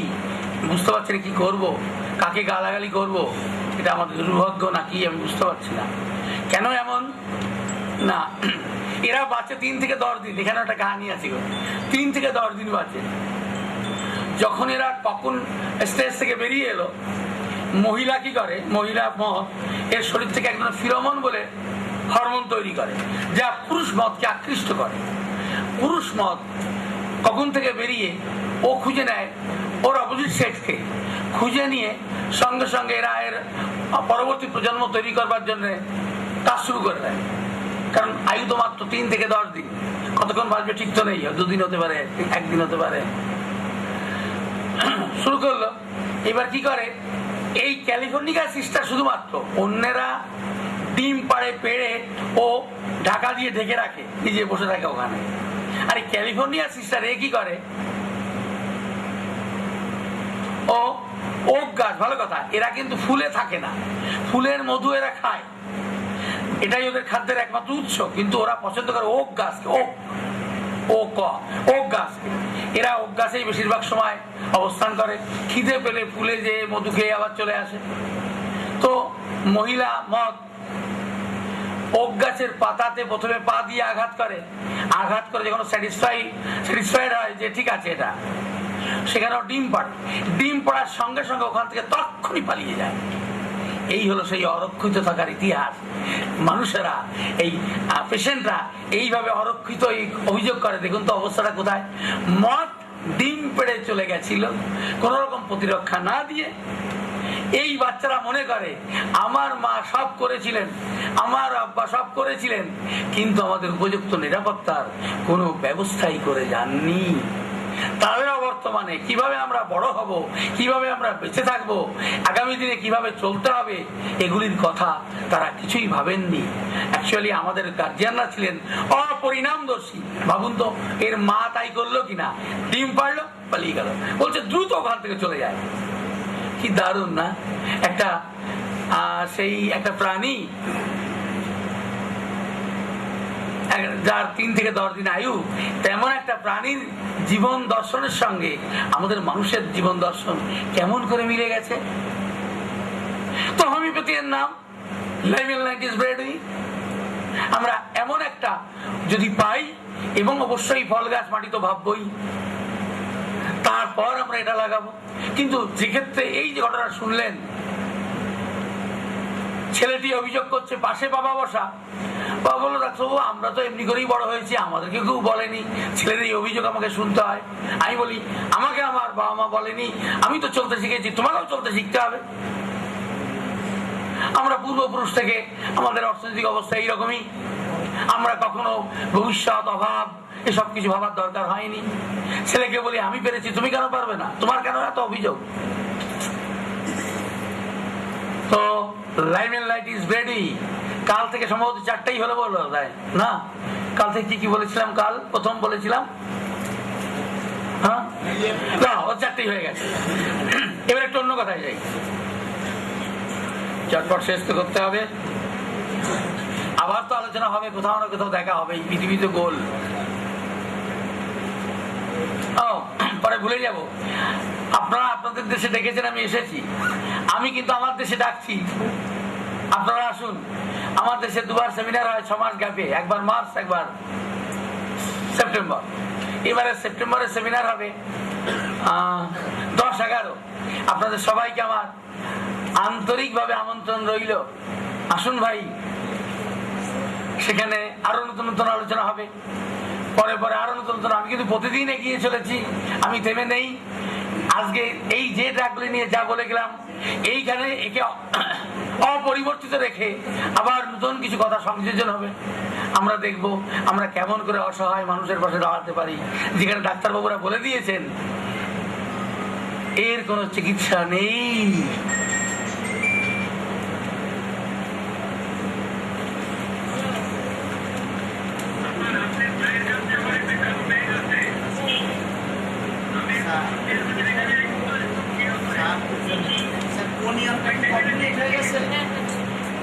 কি হয় বলবো। থ্যাংকস এ লট ভাই, আপনার আগ্রহ জেনে আমার আনন্দ হচ্ছে, আমি বলবো।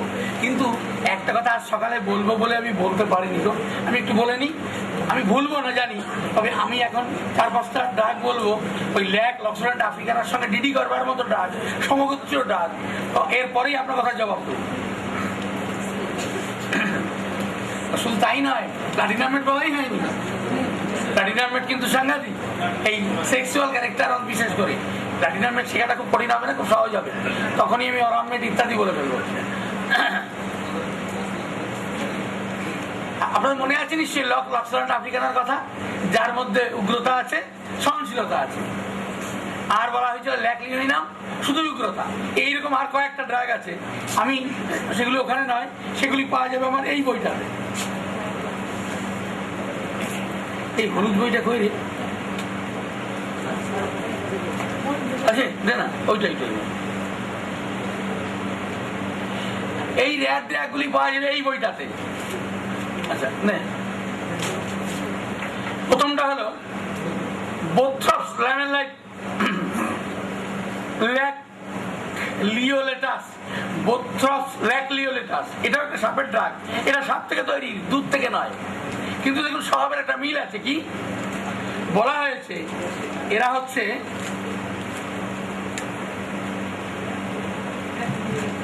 এদের জীবনে দুটো স্টেজ আছে, একটা ফেলড স্টেজ আর একটা হচ্ছে কোপড আপ স্টেজ। স্টেটও বলতে পারেন, ফেলড স্টেট, কোপড আপ স্টেট। কোন ড্রাগের মানুষেরা ডাক্তারবাবুর কাছে যাবে না কোপ আপ স্টেটে, ডাক্তারবাবুদের কাছে মানুষেরা যায় ফেইলড স্টেটে। তো এই ড্রাগটা আমি বলবো প্রথমে কিন্তু কোপ আপ স্টেট। এই কোপ আপ স্টেট কি? যখন তার শক্তি, তার জীবনী শক্তি বলুন, দৈহিক শক্তি বলুন, রক্তের জোর বলুন, টকবক করছে। একে বলা হয় এলাকার ত্রাস। কাগজে দেয় অমুক পুলিশের সঙ্গে এনকাউন্টারে মারা গেছে, উনি ছিলেন এলাকার ত্রাস। তো রুগীটা আর আপনার পাওয়া হলো না, কত পুলিশের এনকাউন্টারে মারা গেছে।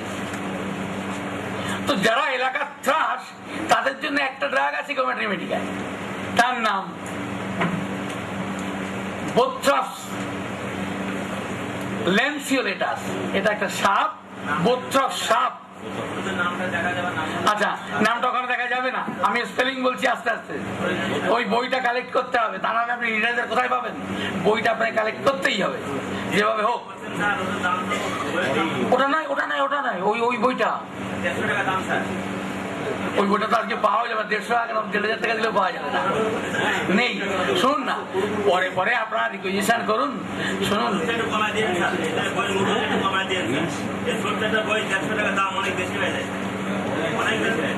কিন্তু ওই বইটার মধ্যে আপনি এত টাকা লুকানো আছে, আপনার পকেটে একটা আছে না, একটা আপনি 3-4টে আগে পিছিয়ে করেও ভরতে পারবেন না, মানে ধরাতে পারবেন না।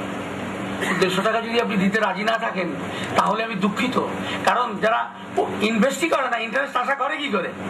আগে তো ভাই ব্যবসা ইনভেস্ট, তার প্রতি ইন্টারেস্ট। আপনি বলুন বই কোথায় পাবো? টাকা কোনো কথা নয়। আমি চেয়েছি আপনাদের মুখ থেকে সেই কথা শুনতে, কারণ আপনারা অনেক উদার মনের, তাই এমন একটা অনুষ্ঠান শুনতে বসে আছেন, না বলবেন এ ফালতু বকবক করছে। তো ভাই, উদারতা যদি আপনি সত্যের সাধক হন, আপনার ফার্স্ট অ্যান্ড ফরমোস্ট ক্রাইটেরিয়া হতে হবে উদারতা নাম্বার 1, এবং মনটাকে করতে হবে বড়। টাকা ওগুলো দেওয়া হয়েছে, আপনারা পরে পরে এগুলো যাদের কাছে আছে, যদি আপনার একান্ত আগ্রহ জন্মে, উপরওয়ালা আপনাকে ঠিক মিলিয়ে দেবে। আপনি ওনার কাছে চান, ওই বই আমি চাইতে মিলিয়ে দাও, ঠিক মিলিয়ে দেবে আপনাকে, যদি আপনি আল্লাহর বান্দা হন।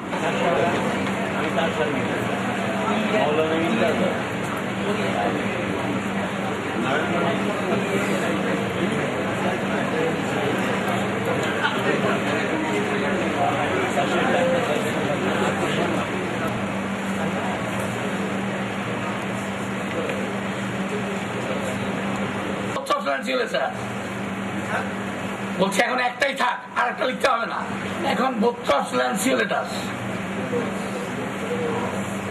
এই বোথ্রপসের জীবনে দুটো স্টেট আছে, একটা হচ্ছে কোপ আপ স্টেট, COUP,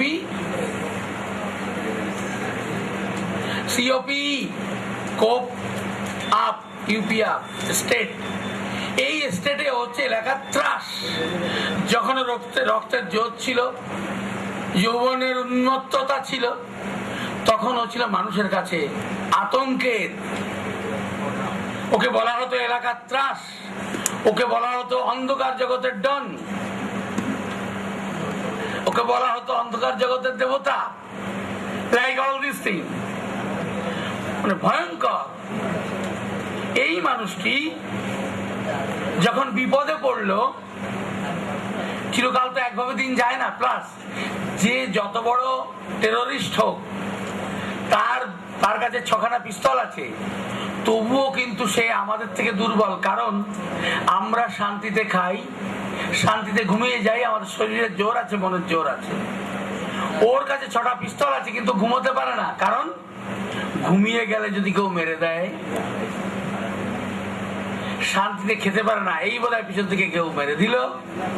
ফলে এরা ভিতরে ভিতরে ক্রমাগত দুর্বল হতে থাকে। এবার যখন সত্যি সত্যি কোন শত্রু, উপযুক্ত শত্রু ওর বিরোধী পক্ষ দাঁড়িয়ে যায়, সে পুলিশ হোক বা অন্য পার্টির নেতা হোক, অন্য আর একজন ডন হোক, তখন কিন্তু হয় আসল খেলা। এই অবস্থায় পড়েও বিভ্রান্ত।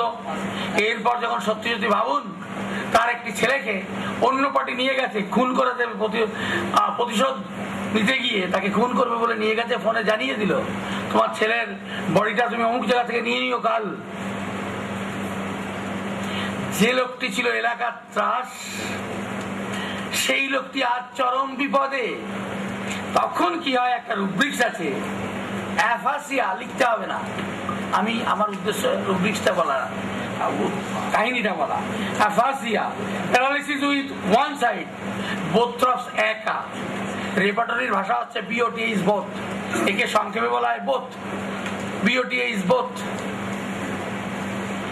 এইরকম বিপদে পড়লে তখন এতটাই অসহায়, সমস্ত সিস্টেমগুলি এতটাই আপসেট হয়ে যায়, এই রেপার্টরিয়ানরা মেটাফরিক্যালি তাকে বলেছেন বাক রুদ্ধ, সমস্ত অঙ্গগুলি দুর্বল, প্যারালাইজড। তাহলে ভয়ঙ্কর মানুষটি চরম বিপদে পড়ে, এক সময় সে ছিল এলাকার ত্রাস, আজকে কিন্তু মনে হচ্ছে তার কোনো অঙ্গই আর কাজ করছে না, না হাত, না পা, না মুখ, আজ সে পুরোপুরি বাক রুদ্ধ। একটা কথা আছে, যার ডাকে মেদিনী ফাটে, কে সিংহ তার পিছন হরিণে চাটে। যে হরিণকে সে একদিন তাড়া করেছিল, আজকে সিংহ হাত পা ভেঙে বসে আছে, হরিণ গিয়ে তার পিছনটা চেটে দিচ্ছে। এমন মানুষেরও হাল হয় গো।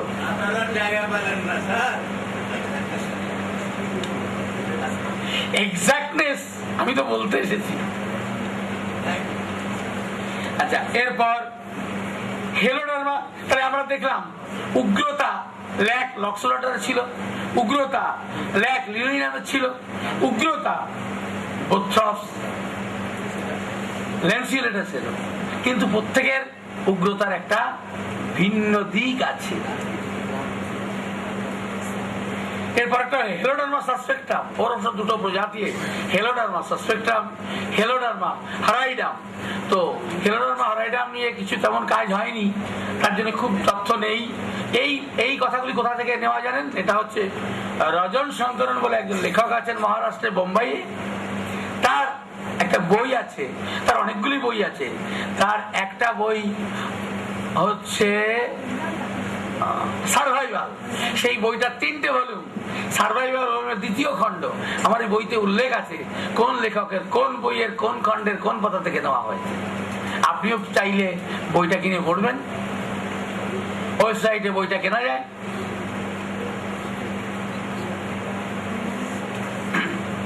হেলোডারমা সাসপেক্টাম এর বৈশিষ্ট্য কি, ক্লিনিক্যাল উপায়ও বা কি প্রেসক্রাইব করার? ভয়, ভয়ন্তস্য, এই শব্দটা এদের জীবন দর্শনের যে ডিকশনারি আছে সেখানে নেই। এর মানেটা কি হলো? নির্ভীক প্রচন্ড সাহসী, এক কথায় দুঃসাহসী মানুষের আর এক নাম হেলোডার্মা সাসপেক্টাম। ভয় কি এরা জানে না, এদের জীবন দর্শনে ভয় বলে কোনো শব্দ নেই। হোক সে ছোট বাচ্চা, হোক সে বড় মানুষ। আপনারা নিজেরাও জানেন অন্ধকারে চলতে ছোটবেলায় কেমন লাগতো, বা এখনো বা অন্ধকারে কবরখানা শ্মশানের পাশ দিয়ে চলতে, বা ওই রকম খুন খারাপি হয়ে গেছে ওই জায়গাটায় এক সপ্তাহ আগে ওইখানে চলতে কত ভয় লাগে। কিন্তু এই ব্যক্তি, এই হেলোডার্মা সাসপেক্টাম, মানে ওই এটা ওই লেখাটা দিয়ে দাও, ওই হেলোডার্মা সাসপেক্টাম, এই ব্যক্তি কিন্তু এই ছোট বাচ্চা হোক আর বড় মানুষ হোক, এরা নির্ভীক, প্রচন্ড সাহসী। এদের জীবন দর্শনে ভয় বলে এটা একটা বড় আইডেন্টিফাইং ক্যারেক্টার অফ হেলোডার্মা। ভয়, আপনি আমরা তো বেসিক ক্যারেক্টার জিজ্ঞাসাই করি, বলো তোমার লজ্জা, তোমার ভয়, তোমার আনন্দ, তোমার খুশি, তোমার জেদ ইত্যাদি ইত্যাদি। তুমি কিছু বলতে পারো? বলার মতো তোমার মধ্যে কিছু আছে? কিসে ভয় পাও বলো, বা কিসে রেগে যাও, রাগ হলে কি করো ইত্যাদি বিভিন্ন গল্পচ্ছলে কথা ওঠে। ভয়, ভয় কাকে বলে? বললাম বিরাট কথা বলছে, ভয় কাকে বলে? এখন নয়, বড় হয়েছে। ছোটবেলায় আপনি জিজ্ঞেস করুন আমার মাকে, আমি কখনো কোনো কিছুতে, আমি ছোটবেলায় সাপের লেজ ধরতাম, ছুটে যেত মা দৌড়ে, সেটাকে কামড়ে দেবো। আমি এইরকম ছিলাম ছোটতে, এখনো এইরকম আছি। আর দরকার নেই, লিখে নিয়েছি, আর দরকার নেই, আবার পরে। আমি বরাবরই এমন দুঃসাহসী। আজ এর আর কি বৈশিষ্ট্য আছে? প্রচন্ড জেদি, তার থেকে বড় কথা জেদি দিয়ে অনেক ডাক আছে। সিদ্ধান্তে অটল, যা সিদ্ধান্ত নেবে কারো কথাতে তার সিদ্ধান্ত এতটুকু বদলাবে না। এরও কিন্তু জীবনে কোপ আপ স্টেট আছে, ফেইল্ড স্টেটও আছে। কোপ আপ স্টেটে ওই রকম জেদি, ওই রকম নির্ভীক,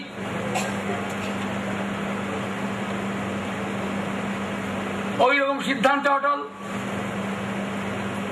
আর কি আছে?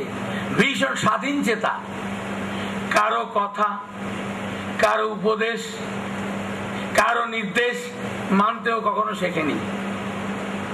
প্লাস এই কাজ করতে গিয়ে যদি কেউ মনে দুঃখ পান তার সেই কাজের জন্য, তাহলে সে কখনো অনুতাপ করে না, ঠিক আছে ভাই ভুল হয়ে গেছে, এ কথা সে বলতে জানে না। এতটাই তার ভয়ঙ্কর আচার আচরণ। যা করেছি বেশ করেছি। তবে এর ভালো দিক হলো ভীষণ পরিশ্রমী, ব্যস্ত, অলস প্রকৃতির নয়। সে যা করবার জন্য ঠিক করে সেটা করেই ছাড়ে। একটা বাড়ি ইদানিংকালে করা হয়েছে বা একটা দোকান কেনা হয়েছে, তার মনে হলো এটা ঠিকঠাক হয়নি, তাও ভেঙে নতুন করে করব। আরে এই তো সবে করলি, বাবা বললো আর ভাইয়েরা বললো ছাড়ো, যা ভেবেছি তাই করবো, ভেঙে ফেলে নতুন করে করব, এত সুন্দর করে করবো, লোকে তাকিয়ে থাকবো, যা বলা তাই কাজ। তবে এই ফেইল্ড স্টেটে আমরা দেখেছি, ফেইল্ড স্টেটে কিন্তু বাকরুদ্ধ হয়ে গেছিল, হাত পা কাজ করেনি। আর এই হেলোডার্মা সাসপেক্টাম কোপ আপ স্টেটে যেমন করে পরিশ্রমী, যেমন করে জেদি, যেমন করে সাহসীর কথা বলা হয়েছে, ফেইল্ড স্টেটে গিয়ে সাহসীটা কিন্তু ভীত হয়নি, যা হয়েছে পরিশ্রমীর জায়গায় সে হয়ে গেছে অলস। এই স্বাধীন চেতা মানুষ আর কে আছে? আছে ব্রেট্টাম অ্যালবাম, আছে অ্যানাকার্ডিয়াম ওরিয়েন্টালিস। ব্রেট্টামটা একটু দেখিয়ে দাও না, ইলাপস করটা একটু পরে বলছি, ইলাপস করা অনেক কথা বলতে হবে। ব্রেট্টাম অ্যালবাম, অ্যানাকার্ডিয়াম ওরিয়েন্টালিস, এই হেলোডার্মার মতোই স্বাধীন চেতা। ব্রেট্টাম অ্যালবাম, অ্যানাকার্ডিয়াম ওরিয়েন্টালিস প্যাথোলজি কখন তৈরি হয়? এরা এই হেলোডার্মাই বলুন, ব্রেট্টামই বলুন, অ্যানাকার্ডিয়ামই বলুন, স্বাধীনভাবে চলতে ভালোবাসে। ডলফিন, শেয়াল, হাতি এরা যেমন সমাজবদ্ধ জীব, সবাই মিলেমিশে বচের কাজ নির্দেশ মেনে চলতে ভালোবাসে, ইলাপস কোরালিনাস ভ্রেট্রাম অ্যালবাম কিন্তু কিন্তু ভিন্ন রাস্তায় চলে। এরা স্বাধীন চেতা, কোন বসের বচিং মানতে রাজি নয়। কিন্তু বাস্তবটা তো সবসময় যা চাওয়া যায় তাই পাওয়া যায় না। যখন এই স্বাধীন চেতা মানুষগুলি বাধ্য হয়, এদের প্যাথোলজি শুরু হয় তখন। প্যাথোলজি শুরু হয় তখন, এ কথার মানে কি? মানে মানুষটি তো ভ্রেট্রামের সিক, হেলোডার্মার সিক, অ্যানাকার্ডিয়ামের সিক, কিন্তু সে নিয়ে তাকে ডাক্তারখানায় যেতে হয়নি কখনো। কি হয় তার সমস্যা? ঘুমটা ঠিক ভালো হয় না, পায়খানাটা পুরোপুরি ভালো নয়, গ্যাস অম্বলে মাঝে মধ্যে কষ্ট পেতে হয়, আর মনটা ভালো থাকে না। ইয়েস, মনটা ভালো থাকে না। কেন গো মনটা ভালো থাকে না? না মানে এমন কিছু নয়, তার জন্য কোনো ব্যবস্থা করা হলো না, মনটা ভালো থাকে না, ভালো করে সে বললেও না। কিন্তু সে বয়সে তখন নবীন ছিল, ধীরে ধীরে বড় হতে লাগলো, তার স্বাধীনতা বোধ তার মধ্যে আরো স্ট্রং হতে লাগলো। তখন সে বলতে শুরু করলো, মনে মনে ভাবতে শুরু করলো, ঠিক আছে আমারও দিন আসবে, আমিও তখন দেখে নেব। বয়স হলো, যারা তাকে গ্রিপে রেখেছিল তারা বৃদ্ধ হলো, আর এ ছিল তখন নবীন, এখন হলো যুবক বা যুবতী। তখন সে রুখে দাঁড়ালো, কি তোমার কথা মানতে আমি বাধ্য নই, আমি তোমার কেনা গোলাম নই, আমি এতদিন তোমার কথা মেনেছি, আর নয়। বাবা মা এসে আপনাকে ক্লেম করলেন, তো আমার বাচ্চাটা তো ছিল শান্ত, সৌম্য, যা বলতাম ওবিডিয়েন্ট, যা বলতাম তাই শুনতো, হঠাৎ কি হলো আমি জানি না, এখন ওর মায়ের কথা শুনছে না, আমার কথাও শুনছে না। কি করি বলুন তো? মনের মধ্যে আপনাদের একটা কথা ও কিছু কি মারছে, সে হলো মেডিটেরিয়াম সেন্সিরিসও একদিন খুব ঠান্ডা ছিল, পরে পরে সে ভয়ঙ্কর হয়েছিল। আবার আমরা দেখতে পেলাম এখন আবার ভ্রেট্রাম অ্যালবাম, হেলোডার্মা, এরা প্রথম দিকে, হেলোডার্মা তো সাহসী, কোনোদিন ভীতু নয়, ওটাকে আলাদা করাই গেল, কিন্তু ভ্রেট্রাম অ্যালবাম এরা কিন্তু শান্ত ছিল। বয়স হতে হতে উগ্র এদের আচার আচরণ। তো মূল উগ্রতা কিন্তু বড়দেরকে অশ্রদ্ধা করা, অসম্মান করা। এ কাউকে সম্মান করতে জানে না। কেন এমন হয়েছে? ও একটি কারণ, সেটা হলো ও মনে করে বড়রা যখন ছোটদেরকে উপযুক্ত গুরুত্ব দেয়নি, উপযুক্ত সম্ভ্রম করতে শেখায়নি, তাহলে ছোটদের দায়িত্ব নেই বড়দেরকে শ্রদ্ধা করবার। আমি তাই এদের কথা মানতে রাজি নই। আগের দিন বাবা এসেছিল, আপনি বলেছিলেন ওষুধ তো আমি দেবো, তোমার বাচ্চার সঙ্গে কথা বলবো। ডাক্তারবাবু কথা বলতে গিয়ে শুনতে পেলেন এই কাহিনী। ডাক্তারবাবু আপনি আমাকে বলছেন, আমি জানি আমার কি করা উচিত, কিন্তু আমি এদের থেকে কি পেয়েছি, ওরা ওদের উচিত কি কাজ করেছে, ফলে ওরা কি করে আশা করে আমি ওদেরকে সম্ভ্রম করব, আমি ওদের সম্মান দেব, আমি ওদের শ্রদ্ধা করব। আমাকে কি সেই উপযুক্ত আমার মূল্যায়ন হয়েছিল? হয়নি, ফলে ওরা আশা করতে পারে না। তাহলে আজকের ভ্রেট্রাম গুরুজনদের শ্রদ্ধা করে না, আজকের ভ্রেট্রাম গুরুজনদের গালাগালি করে, দূর থেকে নোংরা মন্তব্য ছুড়ে দেয়। আমরা শুনতে পাই সামাজিক অবক্ষয়ের কথা, আমরা শুনতে পাই আজকাল সমাজটা বদলে গেছে, দেশটা গেল, দুনিয়াটা গেল, কোথায় ছিল সে সমাজ? আমরা আমাদের গুরুজনদের দিকে তাকিয়ে কথা বলিনি, এখন গুরুজনদের দিকে তাকিয়ে সিগারেট খায়। কি হলো দেশটা? দেশটা কিছু হয়নি, দোষটা অনেকদিন আগে থেকেই হয়ে আছে, আজকে প্রকাশ পেয়েছে। সেই প্রকাশ করতে আপনি শিখিয়েছেন, কারণ বাচ্চাটাকেও যে তার গুরুত্ব দেওয়ার উচিত আপনি সেটা তাকে করেননি, সে শেখেনি, তাই সে এমন আচরণ করছে। তো ভ্রেট্রাম কি করবে?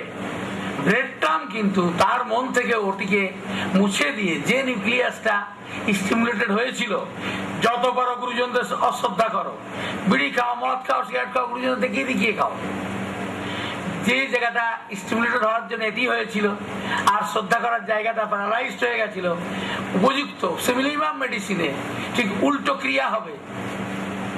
শ্রদ্ধা করার জায়গাটা স্টিমুলেটেড হবে, অশ্রদ্ধা করবার নিউক্লিয়াসটা প্যারালাইজড হবে। ভাইটাল ফোর্স এটা কে করবে? ওষুধে করবেন না, মিথ্যা কথা, করবে ভাইটাল ফোর্স। অসুস্থ ভাইটাল ফোর্স যে ডিস্টার্ব, যে ইনডিসিপ্লিন স্টেট ক্রিয়েট করেছিল সেটা থাকবে না। একটা ব্যালেন্স স্টেট তৈরি করবে। কে করবে? ওষুধে না, সুস্থ ভাইটাল ফোর্স করবে। ভাইটাল ফোর্স সুস্থ থাকে না, অসুস্থতার কারণে এটা হয়। সেই সিমিলিমাম যদি দেওয়া হয় তাহলে ভাইটাল ফোর্স সুস্থ হবে এবং আমরা তার কাছ থেকে উপযুক্ত আচার আচরণ পাবো। মানুষটিকে আমি সুস্থ সুন্দর করে তুলতে পারবো, সুন্দর শান্তি ফিরে আসবে পরিবারে তথা সমাজে তথা দেশে। আমাদের দেশটা আবারও হতে পারে প্যারাডাইস, মানে স্বর্গীয় উদ্যানের মতো। সেটা কিন্তু নির্ভর করে অনেকটাই ডাক্তারদের উপরে। আমরা একটা লেখা আছে এই ম্যাগাজিনে, পৃথিবীতে এত অন্ধকার কেন, জগৎ সংসারে এত অন্ধকার কেন? প্লিজ গুরুত্ব দিয়ে পড়বেন লেখাটা, পৃথিবীতে এত অন্ধকার কেন। আর একটা লেখা আছে, অনেকগুলি সব পড়ুন আর না পড়ুন, অন্তত কয়েকটা পেজ আপনারা নিশ্চয়ই পড়বেন। একটা হলো 9 নম্বর পেজ। হ্যাঁ হ্যাঁ বলবে।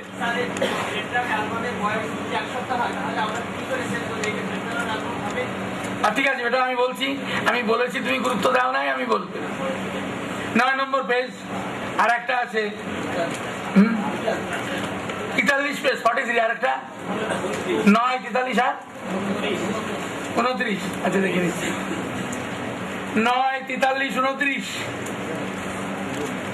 ইয়েস, 29 পেজটা খুব বেশি করে পড়বেন ভাই, ওখানে ঋষিদের কথা লেখা আছে। আর হচ্ছে 43, হ্যাঁ 43, 9, 29, 43 ভালো করে পড়বেন। বেটা কাল কতবার বলেছিলাম, জন্মাবার 8 ঘন্টার মধ্যে আইসিইউতে। ওষুধটা কিভাবে হবে মনে আছে? বলো কিভাবে হবে? গাছ থেকে। তো ব্রেডক্রাম কি ব্রেডক্রাম হয়ে জন্মেছে? মা তৈরি করে দিয়েছে তাকে। কি গো মাথায় ঢুকলো না? যে বাচ্চার বয়স 8 ঘন্টা তাকেও ব্রেডক্রাম দেওয়া যেতে পারে। কেমন করে? মায়ের স্বাধীনতা বোধকে খর্ব করা হয়েছে শ্বশুর বাড়িতে। বাপের বাড়িতে ছিল বাবার দুটো মাত্র মেয়ে, বড় মেয়ে, মেয়ে যথেষ্ট পড়াশোনা জানা, পড়াশোনা করা মেধাবী মেয়ে। বাবা তাকে সেভাবে বড় হতে শিখিয়েছেন, সে ওইভাবে স্বাধীনভাবে বড় হয়েছে। শ্বশুর বাড়ি ঢুকতেই পর্দা আসীন করে দিয়েছে, বলেছে যতই লেখাপড়া যেন ঘরের বার হওয়া চলবে না। অথচ মহিলা একজন প্রফেসর, সরি লেকচারার। তার বাচ্চা কি হবে আশা করো? তার বাচ্চা 8 ঘন্টা কেন, 1 মিনিটে ওষুধ দেওয়া যাবে না কেন? না, বাচ্চা পেটে আছে, বাচ্চা জন্মাবার পর ওষুধ দিতে হবে, দেওয়া যাবে না? তুমি 2 দিন পরে, এই একটা দিন কেটে গেছে তারপরে এই প্রশ্ন করছো। আচ্ছা আপনারা কি বুঝেছেন কথাটা? ও প্রশ্নটা করে ভালো করেছে। যে বাচ্চাটা এখন জন্মেছে এর ভেতর প্রেসক্রিপশন কেমন করে হবে? জবাবে আমি বলেছি, মা খুব বিদুষী, উচ্চ শিক্ষিতা, কলেজের লেকচারার, পর্দাসীন পরিবারের বউ হওয়ার পরে বলা হলো উনি পিএইচডি করতে করতে বিয়ে হয়ে গেছে। পর্দাসীন সমাজ বলল, পরিবার বলল, নাও বাইরে বেরোনো চলবে না। তার পেটে যে বাচ্চা জন্মাবে তার ওষুধটা এখন বলা যাবে না কেন? বাচ্চা পেটে আসেনি, বিয়ে হলো সবে সবে, কমাস 1 মাস, এরপরে বাচ্চা পেটে আসবে। সেই বাচ্চা মায়ের পেটে থাকবে 9 মাস, তারপরে জন্মাবে। ওষুধ ঠিক হবে আজ। কার ওষুধ? বাচ্চার ওষুধ। আমি সেই কথা বলতে এসেছি, আমি সেই বাচ্চার ওষুধ বলতে এসেছি যে বাচ্চার সৃষ্টি শুরু হয়নি মায়ের পেটে। কারণ আমি জানি ব্রেডক্রাম্ব কার জন্য দিতে হয়, স্বাধীনতা চেপে গিয়ে। তবে একটা কথা এখানে থেকে যায়, অ্যানাকাডিয়ামও হতে পারে। কেন? 2 জনই স্বাধীন চেতা মানুষ, 2 জনের মনে ভয় আছে, কিন্তু একজন লাজুক, অ্যানাকার্ডিয়াম ওরিয়েন্টালিস লাজুক, ব্রেডট্রাম লাজুক নয়। ও নির্লজ্জের মতো ওর আচার আচরণ সেটা কিন্তু থাকবে কটা কথাতে, থাকবে হেলোডারমার সাহসী। ও 3টে টাকার কথা ভাবা থাকতে পারে। হেলোডারমার সাহসী, ব্রেডট্রামের লজ্জাহীনতা, অ্যানাকার্ডিয়ামের লজিক স্বভাব। কিন্তু সেটাও বাকি করে জানবো, মাকে দিয়ে জানবো মায়ের স্বভাব কি। না, মা অত সাহসী নন, হেলোডারমা বাদ। তাহলে মা কেমন আচরণ করেন মানুষের সঙ্গে? না, সে কলেজে স্কুলে যখন পড়েছে সহজেই নতুন বান্ধবীদের সঙ্গে সে ভাব করতে পারতো, সে লাজুক নয়। তার পেটের বাচ্চা তাহলে ব্রেডট্রামই কনফার্ম। আর যদি না সহজে ভাব করতে পারে না, লাজুক, 3 দিন সময় লাগে নতুন বান্ধবীদের সঙ্গে কথা বলতে, তাহলে কিন্তু অ্যানাকার্ডিয়াম। তাহলে বাচ্চা আজ পেটে আসেনি। সেই বাচ্চার ওষুধ সম্বন্ধে আমরা একটা ফ্রি আইডিয়া রেদার বলা যায় ওটাই সিমিলিমাম। কারণ কারণ কি, যুক্তি কি? বাবারটাও তো পেতে পারে। তখন বলা হয়েছিল, কেউ একজন প্রশ্ন করেছিল, ওটা যখন ইন্ডিয়ান নয় আফ্রিকান, আফ্রিকান তাহলে শিয়ালের বেলায় কি হবে? তো আমি এটা দিয়ে বলি, বাবা এখানে আছে, মাও এখানে আছে, কিন্তু বাবার ভূমিকা অত স্পষ্ট, অত প্রকট নয়। বাবাকে তার বাবা মা বলে দিয়েছেন, মানে স্বামীকে, তোমার বউকে কিন্তু বাইরে বেরোতে মানা করো, তাহলে কিন্তু তোমাদের এ বাড়ি ছেড়ে যেতে হবে, এই সম্পত্তি তুমি কিছুই পাবে না।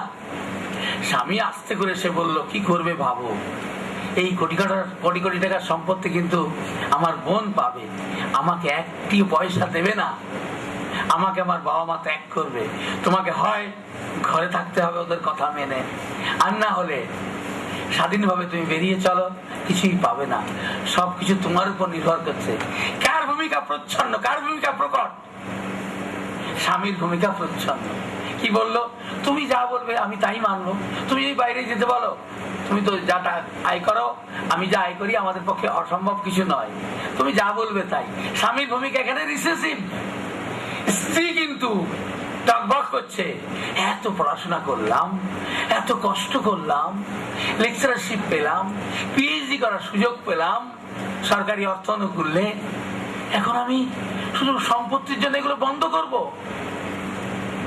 বাবা মার থেকে খবর এলো, জামাই বাবাজি ফোন করলেন, কি করব একটু বলে দিন আপনারা, আপনার মেয়ে কথা শুনছে না। মা বাড়ি উঠে এলো, তুমি না আমার একমাত্র মেয়ে, আমার সামাজিক সম্মান প্রতিপত্তি তুমি লুটিয়ে দেবে? আমি কি ভুল করেছি তোমাকে বড় করে? তাহলে কি সেদিন তোমাকে কলেজে না পড়িয়ে বিয়ে দিলেই ভালো করতাম? এরকম ইমোশনাল ব্ল্যাকমেল করতে লাগলেন। আমি এক্ষুনি ইমোশনাল শব্দ নিয়ে আলোচনা করবো, তাই বললাম। তো মেয়ে বলল, থাক, কিছুই করব না, যদি আল্লাহ তাআলা কোনদিন সুযোগ দেয় তখন দেখব। এই মা কেমন মন নিয়ে বাচ্চাকে বড় করলেন পেটের মধ্যে? তো ড্রাগ ইজ দিস। সো আমরা ব্রেডট্রামের জীবনের অঙ্ক শিখেছি, অ্যানাকার্ডিয়ামের জীবনের অঙ্ক শিখেছি। তাই ওই মায়ের পেটে কোন বাচ্চা জন্মাবে, we can calculate from beginning.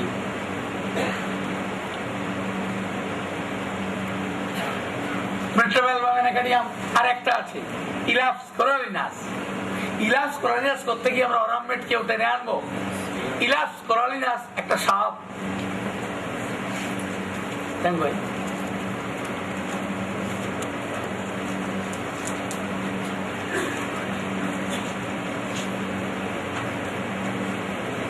দারুন, থ্যাঙ্কস এ লট, খুব ভালো প্রশ্ন। বলবো ভাই, তো ইলাপস কোরালিনাস এটা সাপ, কিন্তু এর বৈশিষ্ট্য কি? এ নিজেকে বড় মনে করে। কত বড় মনে করে জানেন?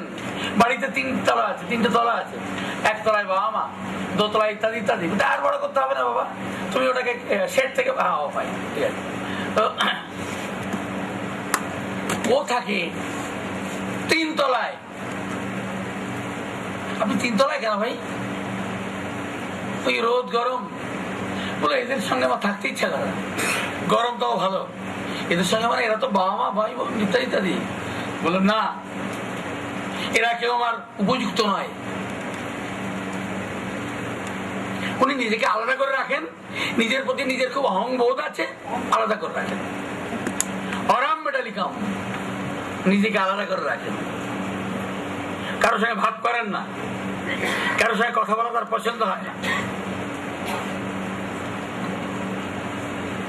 প্লাটিনাম মেটালিকাম নিজেকে বড় মনে করে। কত বড়? এত বড় মনে করে যে অন্যদেরকে তাকাতে গেলে যেন এমনি করে দেখতে হয়, কেন উনি তো অনেক বড়, বাকি সব মানুষগুলো তো ছোট। আমরা দেখলাম তিনজন বড় মনে করে নিজেকে, একজন ইলাপস কোরালিনাস, একজন অরাম মেটালিকাম, একজন প্লাটিনাম মেটালিকাম। অথচ তিনজনের আইডিয়া একদম স্পষ্ট, কিছুতেও মিল করতে পারবেন না। তাই অ্যামালগামেশনের অ্যাডমিক্সচারের কোনো সম্ভাবনাই নেই। চলো আগে, ইলাপস কি ব্যাপার? ইলাপস মনে করে আমি বড়, অরামমেট মনে করে এবং প্রমাণ করে দেয় যোগ্যতা দিয়ে আমি সত্যি বড়, এবং সবাই বলে ইয়েস, লোকটা বড়, লোকটা দারুণ, লোকটা সুন্দর।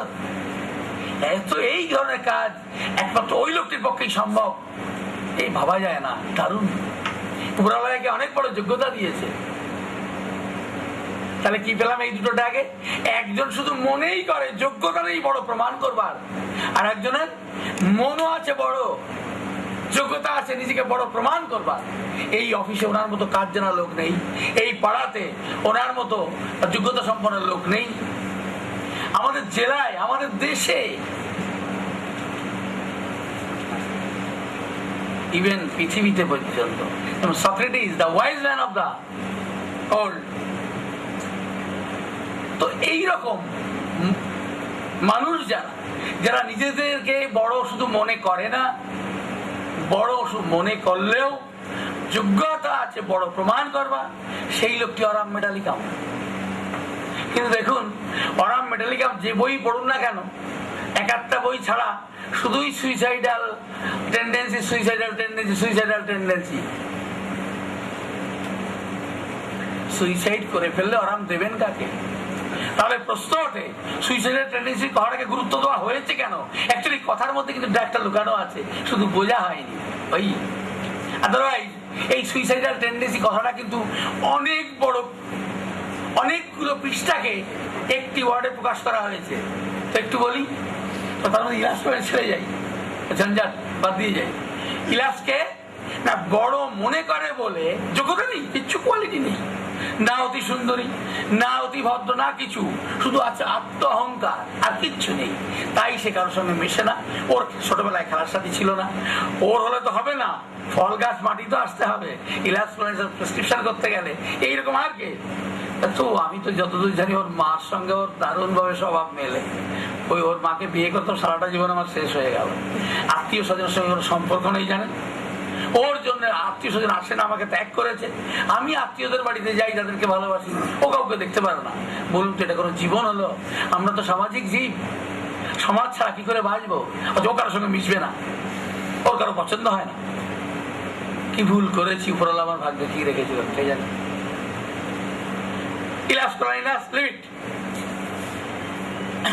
প্লাটিনামের তো পরে পরে বলতে হবে, তবু একটু বলি, ওটা ছোট কথায় বলা যাবে, অরামের ছোট কথায় বলা যাবে না।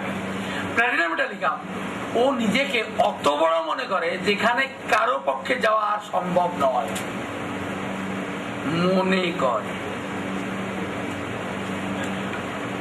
আর মুখ দিয়ে প্রমাণ করতে চায়, মুখ দিয়ে। ইলাপস কোরালিনাস কিন্তু আচরণ দিয়ে প্রমাণ করে। প্লাটিনাম মেট কিন্তু নিজের জানে না কিছু। ভাবুন আমার যেমন অবস্থা, আমার জ্ঞান কম আছে কিন্তু আমি অনেক বকবক করছি। প্লাটিনাম মেট এমন বকবক করে আর মনে করে সব বেটা ছোট, কিছু যায় না, মানে আমি যেমন মনে করছি এইখানে কেউ কিছু যায় না, আমি সবার থেকে বেশি জানি। তো প্লাটিনাম মেট ও মনে করে যোগ্যতা তো নেই, কিন্তু মনে করে ও অনেক বড়, বাকিরা সামনে পৃথিবীতে যত লোক আছে সবাই ছোট। ওর কোনো বস থাকতে নেই, ওর কোনো গুরু থাকতে নেই, ওর কোনো টিচার থাকতে নেই। কেন?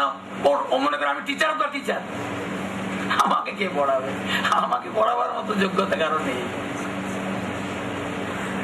ও আরো মনে করে এই পৃথিবীতে ভালোবাসা নেই। এরা এমন সব মানুষ, এই মানুষকে ভালোবাসতে জানে না। এটা নিষ্ঠুর পৃথিবী। আমি এসে ভুল করেছি, হ্যাঁ আমি ঠিক করেছি, আমি কোনো সন্তান নেব না। সে কি না না, এই নিষ্ঠুর ভালোবাসাহীন পৃথিবীতে, এই নিকৃষ্ট মানের এই পৃথিবীতে আমি আমার কোন প্রজন্মকে আমি রেখে যেতে রাজি নই। তাই ও সন্তান নিতে চায় না। আর একজন নিতে চায় না, সিপিয়া। আমরা পরে পরে বলবো কথা প্রসঙ্গে, সিপিয়াও নিতে চায় না। তার পিছনে একটু কারণ বলেই যাই, সিপিয়া অ্যাকচুয়ালি ও একটু কথা হবে না, স্ট্যাসিস দিয়ে বলতে হবে, থাক একটু পরেই হবে। তো কি হলো না, প্লাটিনাম তার সামনে তার চারিদিকে দুনিয়াটাকে অনেক ছোট্ট মনে করে আর নিজেকে অনেক বড় মনে করে। কত বড় জানে না। এই কত বড়, এটা নিয়ে একটা চুটকি বলি।